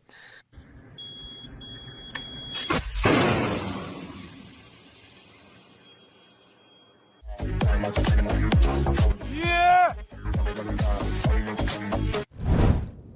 And then, by the way, we've discussed this before on the show, but you have Putin is just straight feeding Russians into the meat grinder, bro. I mean, I forgot the number. We said it on air the other day, but I'm blanking on it. But it's something like the average Russian soldier lasts like a week or less on the battlefield. So like they prepare you, they get you armed, they throw you to the front line, and you're just like axed immediately. You get murked instantly. And so this has become just an absolute nightmare. And I'm worried, bro. I've told you this before, but I'm worried about what happens when you have somebody like Putin in a corner, where you have Ukraine is now basically effectively winning and pushing back Russia and attacking inside of Russia, inside Moscow. And Putin is now, he's like a cornered animal because he feels like, well, I should have won this shit and I should have been able to win it easy when I'm not. He couldn't break the Ukrainian resolve, and the Ukrainians were a much more valiant fighting force than anybody thought, sort of similar to how Iran was able to hold the U.S. off relatively easy, and they were a more valiant fighting force than anybody thought. And so now, what does somebody like that do when they're in a corner? Well, when they're in a corner, they're their most dangerous. When they're desperate, when they're panicked. And so I worry about what Putin is liable to do, right? And, every time we've been reporting on this somewhat regularly, and every time we come out here, it's either like this massive attack that just hit Ukraine, or now this massive attack that's hitting Moscow in Russia. In fact, let me give you one more here. So this is The Independent is reporting here, and they say that Moscow was under attack. 400 Ukrainian drones hit Russia, and I believe this all happened after the attack on the Wildberries facility. Watch. Jesus. Ukrainian forces have struck 3 oil depots and a fuel facility in Russia's southern Stavropol region this morning. President Volodymyr Zelensky has said 3 Russian Shadow Fleet tankers were also hit in the Black Sea. It comes after a major Russian aerial assault on Kiev and other cities on Sunday, which Ukrainian authorities said killed at least 6 people and injured 16 others. The attack on Ukraine's capital is believed to be the biggest ballistic missile attack of the war. Kiev government said firefighters were responding to blazes in 5 different districts after the attack. One of the biggest in recent weeks hit residential buildings, office and industrial sites, a dormitory and vehicles. Ukrainian Foreign Minister Andriy Sybiha said the raid involved around 4 dozen ballistic missiles, the largest number in a single attack since the war began. The attack on Kiev comes a day after Ukrainian drone strikes killed at least 9 people at warehouses belonging to a major Russian shopping website. Volodymyr Zelensky said the strikes targeted significant logistical facilities, accusing Wildberries of providing equipment for drones and navigation equipment for the Russian military. So I'm telling you, bro, all this death and destruction, and like I said, one of the scariest parts is I don't see most people talking about this. Shout out to Midas Touch, they covered it. We're talking about it here, but I really it doesn't really come across my feed that much on social media. You look at the mainstream media networks, it barely gets mentioned, and these are like big consequential attacks. People are dying. It's inside the cities. Like, this is catastrophic, y'all. This is catastrophic. So you mix this with what we're doing in Iran, with Donald Trump also being a cornered animal, and it's like, what are these monsters liable to do, bro? I don't know, but we got to get a handle on this situation. We got to get a handle on it real fast. I don't think any of this is solvable without fucking sane global leadership, and right now we have anything but that. Hey y'all, do me a favor and like and subscribe. It helps out big time in the algorithm. Click the bell as well for notifications when videos drop, and watch that video on screen right now. You know you want to. So Joe Rogan is absolutely positively compromised and has gotten to the point where I think everybody knows it. If you look at the Tim Dillon story that we did yesterday, you'll see, I think deep down he knows just how compromised his buddy Joe Rogan is.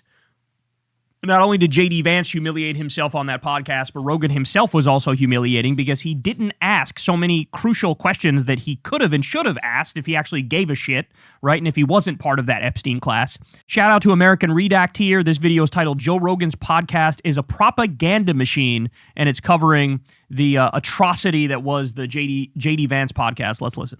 I'm politically homeless. I've always been I've been politically homeless for a long time. Neither one of them make any sense to me. I'm not Every country does it. I'm not skeptical. I'm accusing them. I think they stole the election. Yes. Oh, no. No, Joe. Oh, no. By the way, you know what election he was talking about here when he said that? He's talking about the race for L.A. mayor. He thinks Spencer Pratt actually won. Joe Rogan is convinced that Spencer Pratt, a Republican, won in one of the bluest cities in America in a blue wave election year. That's how much Alpha Brain and TRT has fried his synapses, son, is that he thinks in a blue wave election year in one of the bluest cities in the country, it's actually the Spencer Pratt reality show asshole ended up winning, and they're lying about it. Oh, my days, he's so good. Politically homeless, my ass cheeks. You are right at home, burrowing in Donald Trump's anus, son. That's where you belong. And yes. I think it's common. And this idea that elections can't be stolen. I always say to people, okay, do you think that the amount of election fraud is 0%? No one thinks that. Yeah. He always talks about this as if there's not like empirical data and studies on this that show us the exact amount of election fraud that happens.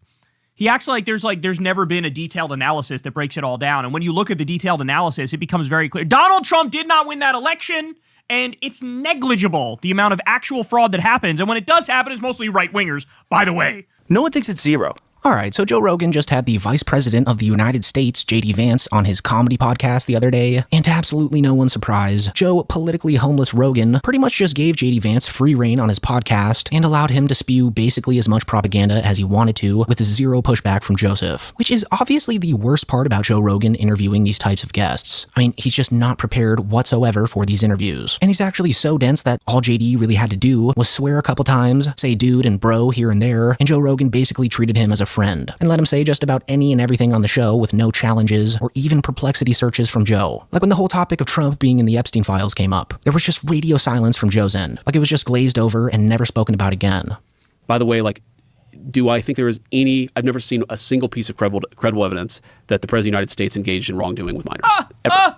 So when the President says the hoax, that's what he's talking about, is this democratic idea that he somehow was a it's absurd. There's no evidence for it. People say Donald Trump was blackmailed by Jeffrey Epstein. Who was the guy who narked on Epstein to the Palm Beach police? That's in the Epstein files. Right. No, they had a temporary breakup, Trump and Epstein, and it was over a real estate deal. What J.D. Vance is not telling you is that here's what's also in the Epstein files. During the Ghislaine Maxwell investigation, the FBI subpoenaed Mar-a-Lago because they thought, that's the hub of the child sex trafficking. Trump repeatedly sent underage girls to Jeffrey Epstein from his spa on purpose. The idea he had some sort of moral qualm with, Jeffrey Epstein being with underage girls. No, he was fucking right there with him. Oh my God, I can't believe Rogan let him get away with saying that shit. Rogan, at no point, when eyeliner boy here, the smoky-eyed sociopath, goes, there's no evidence of Trump with any underage girls. The fact that Rogan didn't fire back with, well, what's up with that video where Epstein says he was Trump's best friend for a decade? The fact that he didn't bring up, why was Trump on Epstein's plane 8 times that we know of? And why was it in the files that he went to the island, right? The fact that he didn't bring up that the first time Trump and Melania had sex was allegedly on the Lolita Express. Like, he brought up none of the facts that we know with Trump and Epstein. Why didn't Rogan bring up that Trump's in the Epstein files over 1 million times? You would think he would bring that up when eyeliner boy here is going, I've never seen any evidence of Trump doing anything with any underage girl, bro. Why didn't Rogan go, what about Katie Johnson? What about that story? You ever heard about that one? Hey, Jamie, pull that up. Hey, pull it up in Perplexity. Pull up the video of Katie Johnson telling her story and watch the VP fucking squirm as Katie Johnson says, when I was 13 years old, Donald Trump raped me. Talk about the fucking nipple torture fetish that's in there that he's into. Jesus Christ. None of it. Dodged it all. Why? Because he's compromised. This is what I'm telling you. I don't just say shit. I mean shit. He's fucking compromised, y'all. It was Donald Trump. He also kicked him out of Mar-a-Lago in 2005. Kicked him out of Mar-a-Lago. It's just, again, it's obvious that Epstein was a sick man. Yes, but if people want to say we mishandled the Epstein release, guilty. It's just so funny how quick Joe Rogan always is to use Perplexity whenever he doesn't fully understand something. But then in this interview with JD Vance, Joe didn't ask Jamie to use Perplexity even once to fact-check anything that JD Vance was saying. That's actually a devastating point. Shout out to American Redact. It didn't occur to me to put it that way, but that's true. There was not a single time in that interview that he said, pull that up on Perplexity, Jamie. He does it all the time. And you're about to see American Redact's going to make a comparison when Theo Von said things that made Joe Rogan uncomfortable. It was immediately to Perplexity. With JD Vance, I'm going to just let the VP get away with lying shamelessly to my audience, just like Joe Rogan let billionaire cunts like Mark Andreessen and Mark Zuckerberg and Peter Thiel and Elon Musk get away with lying to his audience. Which is so insane when comparing it to the Theo Von podcast, where Joe was so quick to use Perplexity AI when Theo was talking about Palantir being involved in Gaza. And Palantir's involved in Gaza? Palantir was involved in Gaza, yeah. For sure? Mm-hmm. Put that into Perplexity. So even though Joe Rogan swears that he's in the center and is politically homeless, he really just exposed how that's not true at all in this JD Vance podcast. Like, he just let JD Vance riddle off all this propaganda while Joe was probably just staring at him with one of these curious eyebrow furls. So after this long 20-minute conversation about the Epstein files, Joe Rogan just interrupts JD mid-conversation and asks him how much he has access to as vice president. And believe it or not, after JD tells him that he literally has unlimited access, instead of asking more about the unredacted Epstein files, he just allows JD Vance to pivot into a conversation about aliens and UFOs. Were there documents connecting Jeffrey Epstein directly to our intelligence agencies or anybody else's? And the answer is no. But if that shit existed, it wouldn't exist in 2026. What is it like being the vice president? Like, how much access do you have to information? Because I'll give you another conspiracy. So I have effectively unlimited access to information. Unlimited. And a lot of it, like the UFO thing. I've said that I'm going to look into the UFO thing. The UFO thing, I think, would be something that I would want to pursue. Yes. So after confirming with JD Vance that he does in fact have unrestricted access to everything in the government, instead of continuing this conversation about the Epstein files, Joe just lets Vance change the conversation to UFOs and aliens and whatnot. So if there's anything that points to Joe being compromised by the current administration, it's this podcast right here. Because during a time where the conflict in Iran is still escalating, where the Epstein files continue to hang over the heads of the administration, and where millions of Americans are struggling with the economy, Joe Rogan somehow turned this interview with the vice president into somewhat of a locker room conversation. And of course, a lot of Joe Rogan fanboys are coming to Joe's defense here, stating that he doesn't have to press JD Vance about anything and that he can just have a conversation with him about whatever he wants to talk about. But you guys, this is not Joey Diaz or Eddie Bravo. This is the Vice President of the United States, who is clearly on Joe's show with a mission to spread propaganda. So knowing that, it's just so tiresome to hear people defend JD Vance and Joe Rogan as if they're just some of the guys broing out at the barbecue. Yeah, you'd have to be a very manly man to be able to eat confidently eat a corn dog. Yeah, I don't know that I could do it, Joe. I eat them. They're good. Yeah, but they taste good. Are you? I love corn dogs. I've been photographed. You've been photographed eating a corn dog? I'm sure someone has. What? I've eaten corn dogs. The odds much are worse than life that I've led. I try to eat my corn dogs. That's between me and my kitchen. Think about the fact that he talked about this, but didn't bring up a single corruption scandal involving the Trump crime family. He didn't bring up a single one. He didn't bring up the $10 billion that they stole from taxpayers for the Board of Peace. He didn't bring up the $1.776 billion they tried to shake down the taxpayers to pay off January 6th terrorists and pay Trump's cronies and family members. They didn't bring up any of the pay to pardon stuff. The pay to pardon stuff didn't even fucking come up.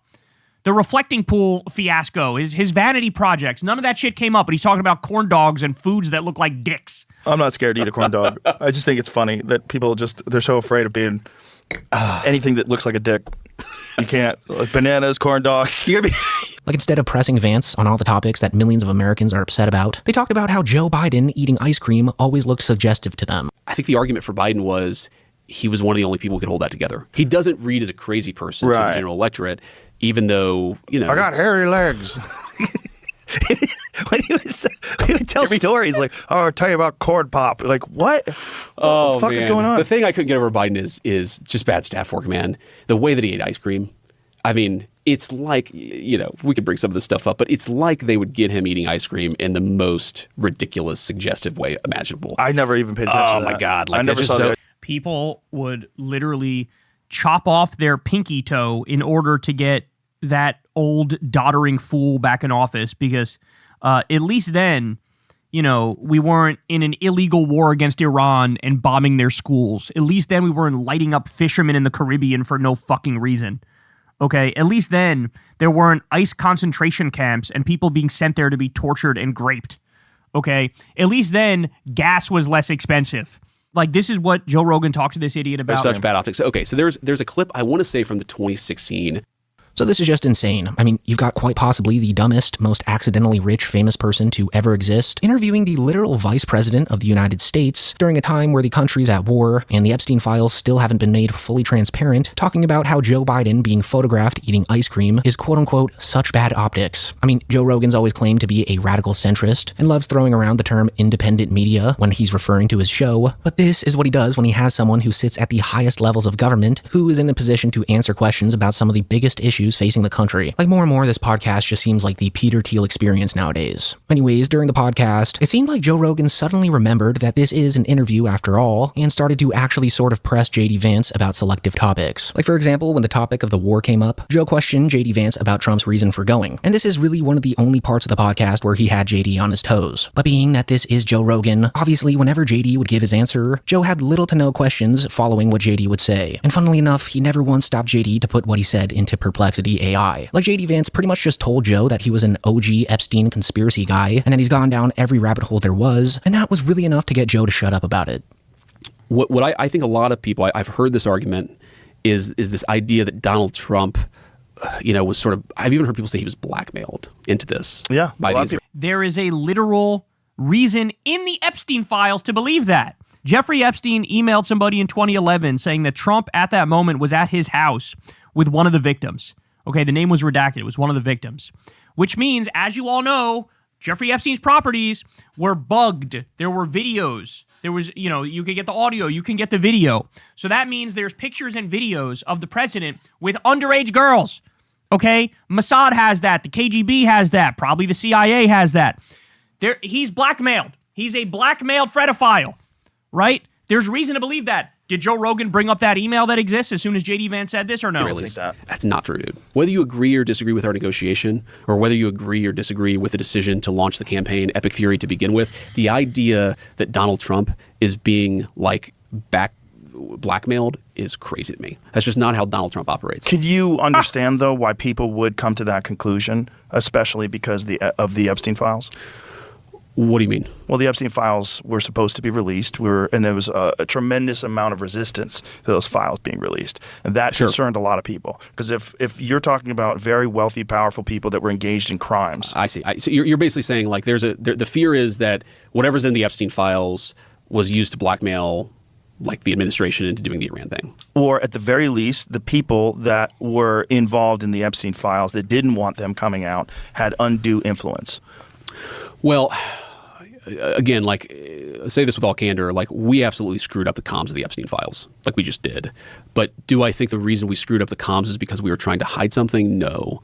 I think the reason we screwed up the comms of the Epstein files is one, you know, Pam Bondi said, the client list is on my desk, right? Well, see, they had binders. They were standing in front. But those binders were largely documents that had already been released, right? So here's, let me try to. Well, what was the defend. purpose of that performative display of the Epstein files? And she was saying there's tens of thousands of hours of film. I don't know what the purpose of it was, but I know that the effect of it was to make people mistrust the entire effort. I'm like one of the OG Epstein conspiracy theorists. I've probably gone down every single rabbit hole we could go down, most of them today. So there was obviously an attempt from Joe to push more on JD Vance about the Jeffrey Epstein stuff, and how people are wondering if it had anything to do with Trump going to war with Iran, but the purpose of Joe doing this isn't because he wanted to squeeze JD Vance here. In fact, these counter-arguments from Joe almost seemed like him fighting the allegations of being compromised. Like Joe's always said that he never reads the comments, but after that little rough patch he hit with Theo Vaughn, he was forced to see what people were saying about him in order to make an apology. We were talking about, he started talking about Israel, and I was like, I think you're just losing your mind. And a lot of people are like, you're covering for Israel. And it wasn't what I was trying to do. People were saying I was covering for Israel. There's people that even say my wife is Jewish. She's not. I don't know why people are saying that, but...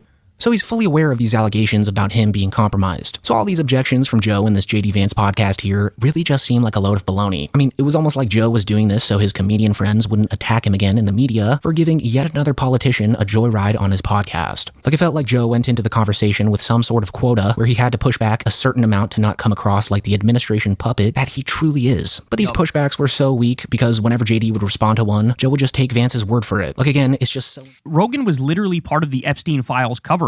When they had fucked it all up from the beginning, they were having, emergency meetings in the Situation Room where they were floating like, we got to get on Rogan and we got to use him for this. Like, that's how much they trust him. That's how much he's in the circle. Is like, oh shit, oops, did we cover up the global pedo ring? Tee-hee-hee. Let's get our friend to help us.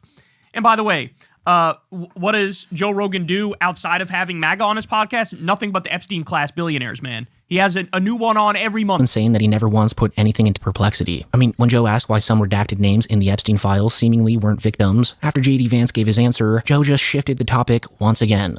We did disable, especially the communications of it. What do you think should have been done? I think that we should have just dropped everything at the very beginning. And like, obviously it takes a little time to review the stuff, to find the stuff, to redact things where you have victims and so forth. But we should have just done it as quickly as possible. But some of the stuff that was redacted, some of the names that were redacted weren't victims. So yeah, I've looked into this and... Get ready for the lie. My understanding of this, having looked at a lot of this, but not all of it, is that it is sometimes hard to draw a distinction between victim and co-conspirator. Oh my God, that is such a lie. Holy shit, he's lying so hard right now. Oh my God, what a lie. What DOJ tried to do was kind of make that judgment as best they could and release as much as possible. But it's clear that he was trying to get in contact with people that he felt were influential. It was clear that he was trying to get people to get together on the island and meet at parties. So there was something he was doing where he was trying to either influence people or compromise people. Correct. So it's not, there's some sort of an operation that was going on. There is a story there, and, I will go to my deathbed believing there's a story there, but I can't prove it. And I promise you there's not some document that at least I'm hiding that allows us to prove exactly what was going on. What an insane weasel. What a weasel. By the way, Epstein had a drawer that had pictures of Trump in it. It was like literally a Trump-dedicated drawer. And they released that in the Epstein files. Everybody saw it, started showing it everywhere, and people were shocked by it and talking about it. The next day they pulled it down. So the idea that it's tough to tell who's a victim and who's a conspirator, and that's why they No, they were redacting all sorts of shit just to cover Trump's ass. Pretty funny part about this podcast, though, is that JD Vance pretty much told Joe Rogan straight to his face that they've studied all the ways that they can discredit the Epstein files, stating that you can either try to hide them or you can just flood the zone, which is literally how they handled the files. Like, he's literally sitting there just telling Joe Rogan that the entire release was just another way to discredit them. And to cover it up, to protect. By the way, zero Epstein arrests. Zero. We know there were 10 co-conspirators. We know Trump was likely one of them. Zero billionaire Epstein pedo ring arrests. But meanwhile, they're doing NSPM 7 and they're arresting anti-ICE protesters. They're arresting Don Lemon for doing his job and reporting. They're arresting people in D.C. for putting their hand in the fucking reflecting pool water. Like, are you kidding me? This is a sick joke. Joe's just sitting there taking it all in, I guess. Conspiracy theories, one of the ways you discredit a conspiracy theory, I've thought about this a lot, is try to hide it. Another way you discredit conspiracy theory is by flooding the zone. Now, why would you think about this a lot? Almost like you were trying to come up with a way to wash your hands of the Epstein stuff, even though you know, and by the way, this came out in the New York Times reporting, J.D. Vance actually knows that his boss is a blackmail pedophile. He knows that. But at no point did he think, like, I'm going to resign over the Epstein files because he's trying to protect them. At no point did he think that over the Iran war. I'm going to resign because I promise no new wars. He's such a shameless fucking prick. Such a shameless prick. So one of the things I've tried to do when looking at all this stuff is to try to understand sort of where it fits in and to, you know, try to separate the real from the fake. And that's actually exactly what they did with the files too. I mean, maybe you guys forget, but before they effectively flooded the zone with millions of files, they did try and hide it for the longest time. I mean, they released thousands of pages of just fully black rectangles, which was almost like a spit in the faces of the American public. So for him to say this to Joe, and for Joe to not register that at all, is just baffling. Like, Joe is really being used as a puppet here in real time. And honestly, whether he knows it or not, I really don't know which is worse. So guys, just some pathetic stuff from Joe here as per usual. Jesus Christ. So, by the way, another thing that that Rogan didn't ask about, Trump sending the feds to seize the ballots in Fulton County, Georgia. Didn't ask about that. Didn't ask about Trump seizing ballots from Arizona. Didn't ask about his executive order trying to force the states to turn over all the voter roll data to the feds. The only reason you would do that is because you're up to some fuckery, because you're trying to steal the election. Nothing about trying to ban mail-in voting. None of that shit. In fact, the only time they even come close to this is Rogan talking about how, we need voter ID because Democrats try to steal elections. That's why would you be against voter ID? Doesn't say anything about Trump objectively trying to steal elections right now. So, bro is totally washed, completely compromised, and like I said, I think everybody knows it now. Hey y'all, do me a favor and like and subscribe. It helps out big time in the algorithm. Click the bell as well for notifications when videos drop, and watch that video on screen right now. You know you want to. So the little Mexican Nazi cat boy, known as Nick Fuentes, he is kind of shocking everybody here because he appears not only to be done with MAGA and Trump, but he appears to be saying, fuck the entire Republican Party, and also, let's just say it now, Democrats are better, okay? So he keeps slowly, like, moving the goalposts a little more each time he does this rant. You know, we've been doing he turned on Trump thing for a while. We've been covering that. But this is really like above and beyond what we've seen before. Okay? Now, I'm not saying this is going to be permanent. It's not going to be permanent. You know, Lord knows how these types function. And to this day, he still maintains that the problem with Trump is that he's not Nazi enough. He's not authoritarian enough. He's not serious enough about jailing all the liberals and the leftists and deporting all the immigrants and stuff. So, you know, still fuck him, okay? Having said that, get a load of these clips, bro. Get a load of these clips. So let's start with this one. Nick, tell us what you think of the Democrats today after it was the Democrats that just voted to say, fuck you, we are not merging the U.S. military and the Israeli military. And every single Republican but one, Thomas Massie, said, yes, Daddy Israel, please, we need you to control our military and infiltrate our country, and I'm going to commit treason and vote for you. Listen to this. Here we go. The Democrats voted to release the Epstein files. The Democrats, working with 4 Republicans in the House of Representatives, forced a vote on compelling the DOJ to open up the files. The Democrats in the Senate and the House voted for the War Powers Resolution to stop the war in Iran. The Democrats signed a letter to the Trump administration demanding that they acknowledge Israel's illicit nuclear weapons program. The Democrats, the majority of them, voted to strip Israel of all their foreign aid. The Democrats have acknowledged and opposed the influence of APAC, the American Israel Public Affairs Committee, in our politics. The Republicans have given Israel everything. The Democrats, ironically, have been America first on this issue. Every way you cut it. Just the same way. I would even argue, I would go further, and I would say the Democrats, in their focus on housing and healthcare, that's an indirect way that they are America first. Republicans' education policy is eradicate anti-Semitism and criticism of Israel. Democrats' education policy is subsidize education for Americans. Republicans' healthcare policy is that anti-Semitism is a public health crisis. Democrats' healthcare policy is make healthcare more affordable. By the way, I fucked up. I think it was Thomas Massie's amendment to cut off the money to Israel that virtually like the Democrats voted for that, and only one Republican, Thomas Massie, voted for it. I'm not sure how the vote broke down when it came to the other thing, which is the merging of the U.S. military and the Israeli military. But either way, I forget the specific numbers, but either way, the Democrats by and large have voted the right way, and Republicans have voted the wrong way. Even with the worst vote, it was like half the Democrats voted the right way, and like every Republican voted the wrong way. So, Nick, I mean, just say it, bro. Just say it. Just be like, mea culpa, my bad, I apologize. Turns out the left is correct. Turns out democratic socialism is fucking awesome. Turns out Zoran's the man. Turns out it is American first. America first to want Medicare for all and free college and a living wage and ending the wars and raising taxes on the rich and a Green New Deal and paid child care and, fill in the blank with whatever awesome left-wing policy you like. But it turns out all that stuff is awesome. All that stuff is America first. And the Democrats are the only ones who are serious about standing up against Israel and their malign influence. And my bad, I'll hold this L, and all hail the Bernie Sanders kingdom, which should rule for eternity, right? At what point do we get there? Because I'm telling you, man, you're getting close. You might as well just say it. Now, by the way, look at the replies here. These fucking racist idiots want to wake up when it's too late. Bro said giving affordable living is indirect America first. That's literally directly America first. Keep walking toward the light, Nick Fuentes. Changing your mind isn't weakness. When the facts change a person. Okay, anyway. I hate it when Nick Fuentes makes sense. The Biden-Harris border policy was anything but America first, and don't get me started on inflation and COVID-era policies. Now, by the way, just real quick, because we might as well. Joe Biden deported more people than Donald Trump did. Joe Biden in his first term deported more people than Donald Trump in his first term. That's a fact. None of these idiots will acknowledge that. Turns out the left is correct again. The left criticized Biden for deporting too many people, and they were right. Not the right-wingers who were living in fucking fairy tale land. How about this one? Heartbreaking. The worst person you know just made a great point. Classic. The Dems will just switch back.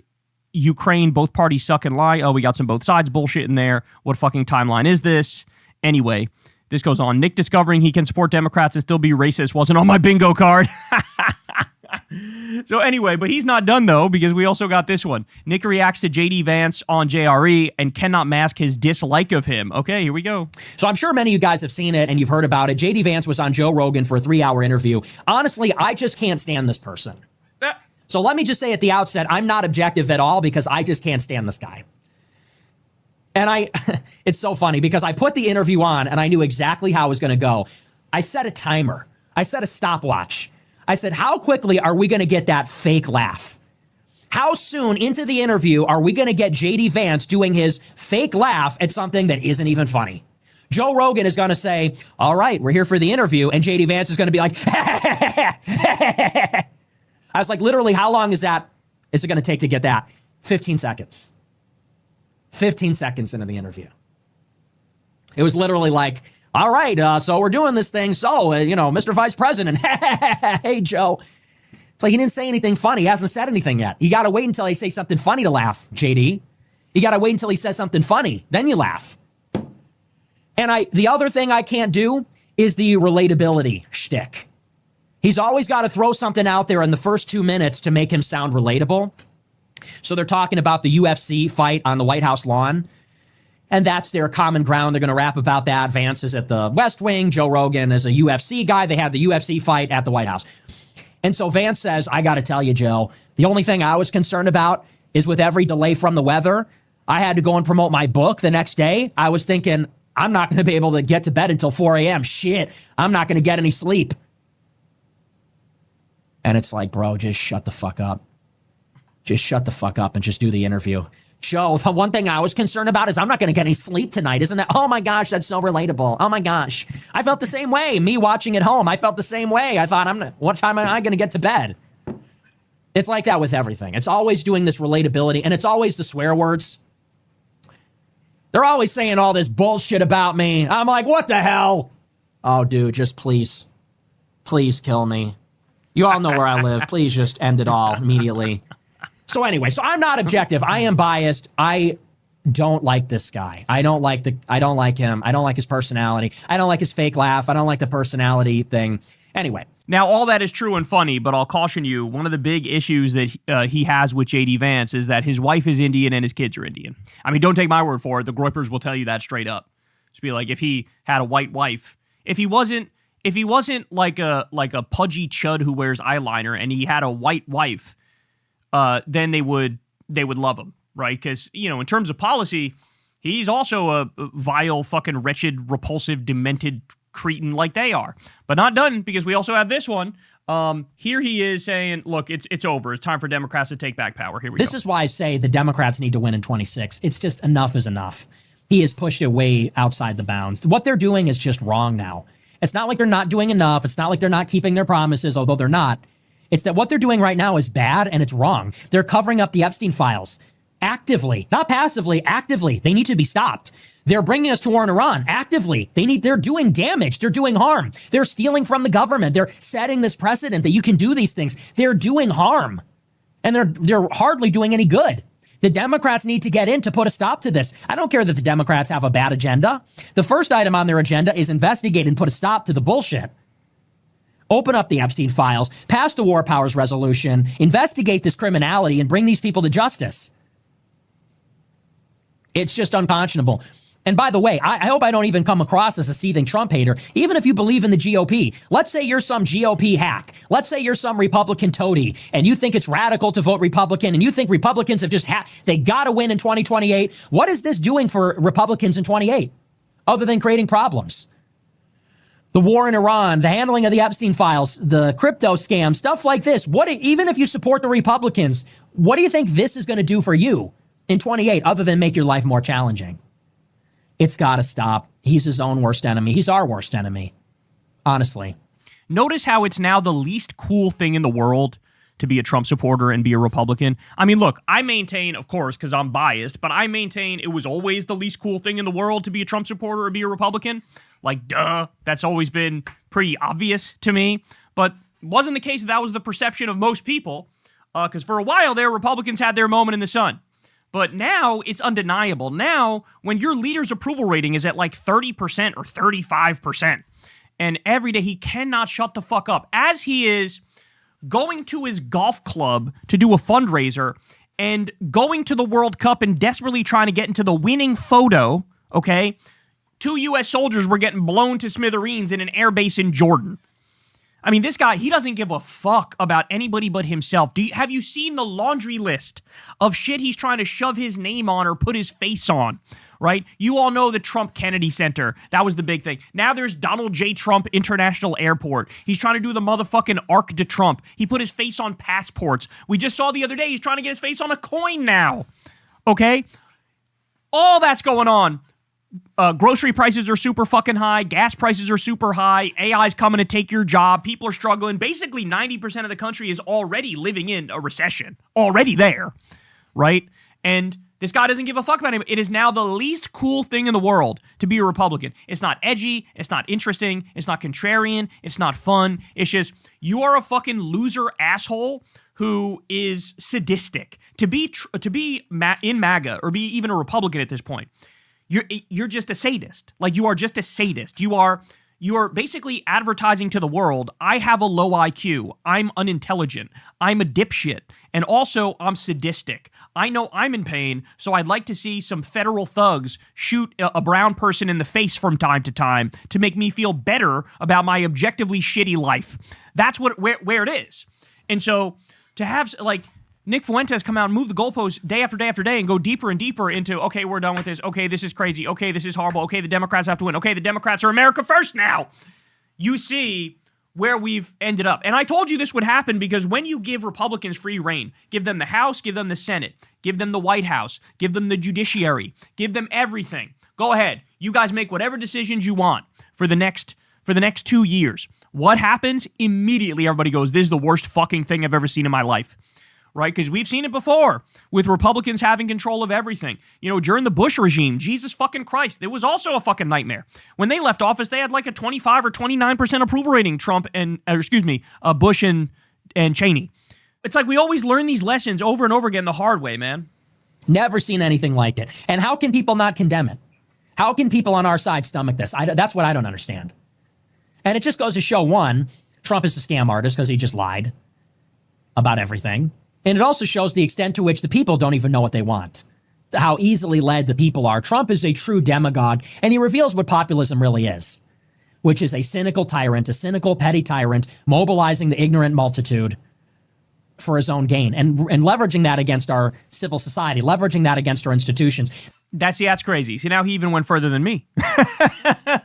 No, left-wing populism is healthy and just and good and righteous. It's right-wing populism, which is fake. There is no such thing as right-wing populism. It's a fake populism on the right. That's the problem. But no, real populism is actually good. It gets people to say, like, we're done with this shit. We're going to raise taxes on the rich. We're going to give people health care. We're going to raise wages. All good things. Now, the institutions were abusing their power. They deserved it. They deserved it. What allowed the rise of Trumpism? How about 20 years of political correctness and corruption and mainstream media lying and arrogance? Well, wait until you find out that it turns out the political correctness was good. Look, I would have actually said not that long ago, a few years back, that like, yeah, political correctness probably went too far and, people felt like they couldn't speak their mind and that had all sorts of issues. Looking back in retrospect, it turns out it was just intelligent. It turns out political correctness was society going, yeah, these things, we're going to kind of put these things off the table because it turns out we need to be more civilized. And in order to do that, you probably can't say this thing and that thing, and you probably should care about your neighbor and all that stuff. Now in retrospect, you go, oh, I see. That was holding back a fucking tsunami of barbarism. So I wouldn't even agree with that. It turns out everything that had the idea of the culmination was probably in the 90s or, I guess the 2000s or the aughts or the 2010s. I guess it was the culmination, but it was like, hey, everybody should be viewed as equal and we're going to kind of be militant about that shit, right? Turns out that was correct. Because when we don't have that, what replaces it is, a white nationalist death cult known as MAGA. So anyway, we don't need to watch the rest of this, but you get the point, man. When you have Nick Fuentes going out there and saying, actually, Democrats are America first, and here's a list of 7 votes that they took that was fucking awesome, maybe his audience should start hearing that and perhaps going in a different direction. Look, what I always say is this. If you want the truth, before anybody else is going to deliver it, just tune into this channel, and when I say it and everybody hates me for it, just know that's yet again me being correct too quickly.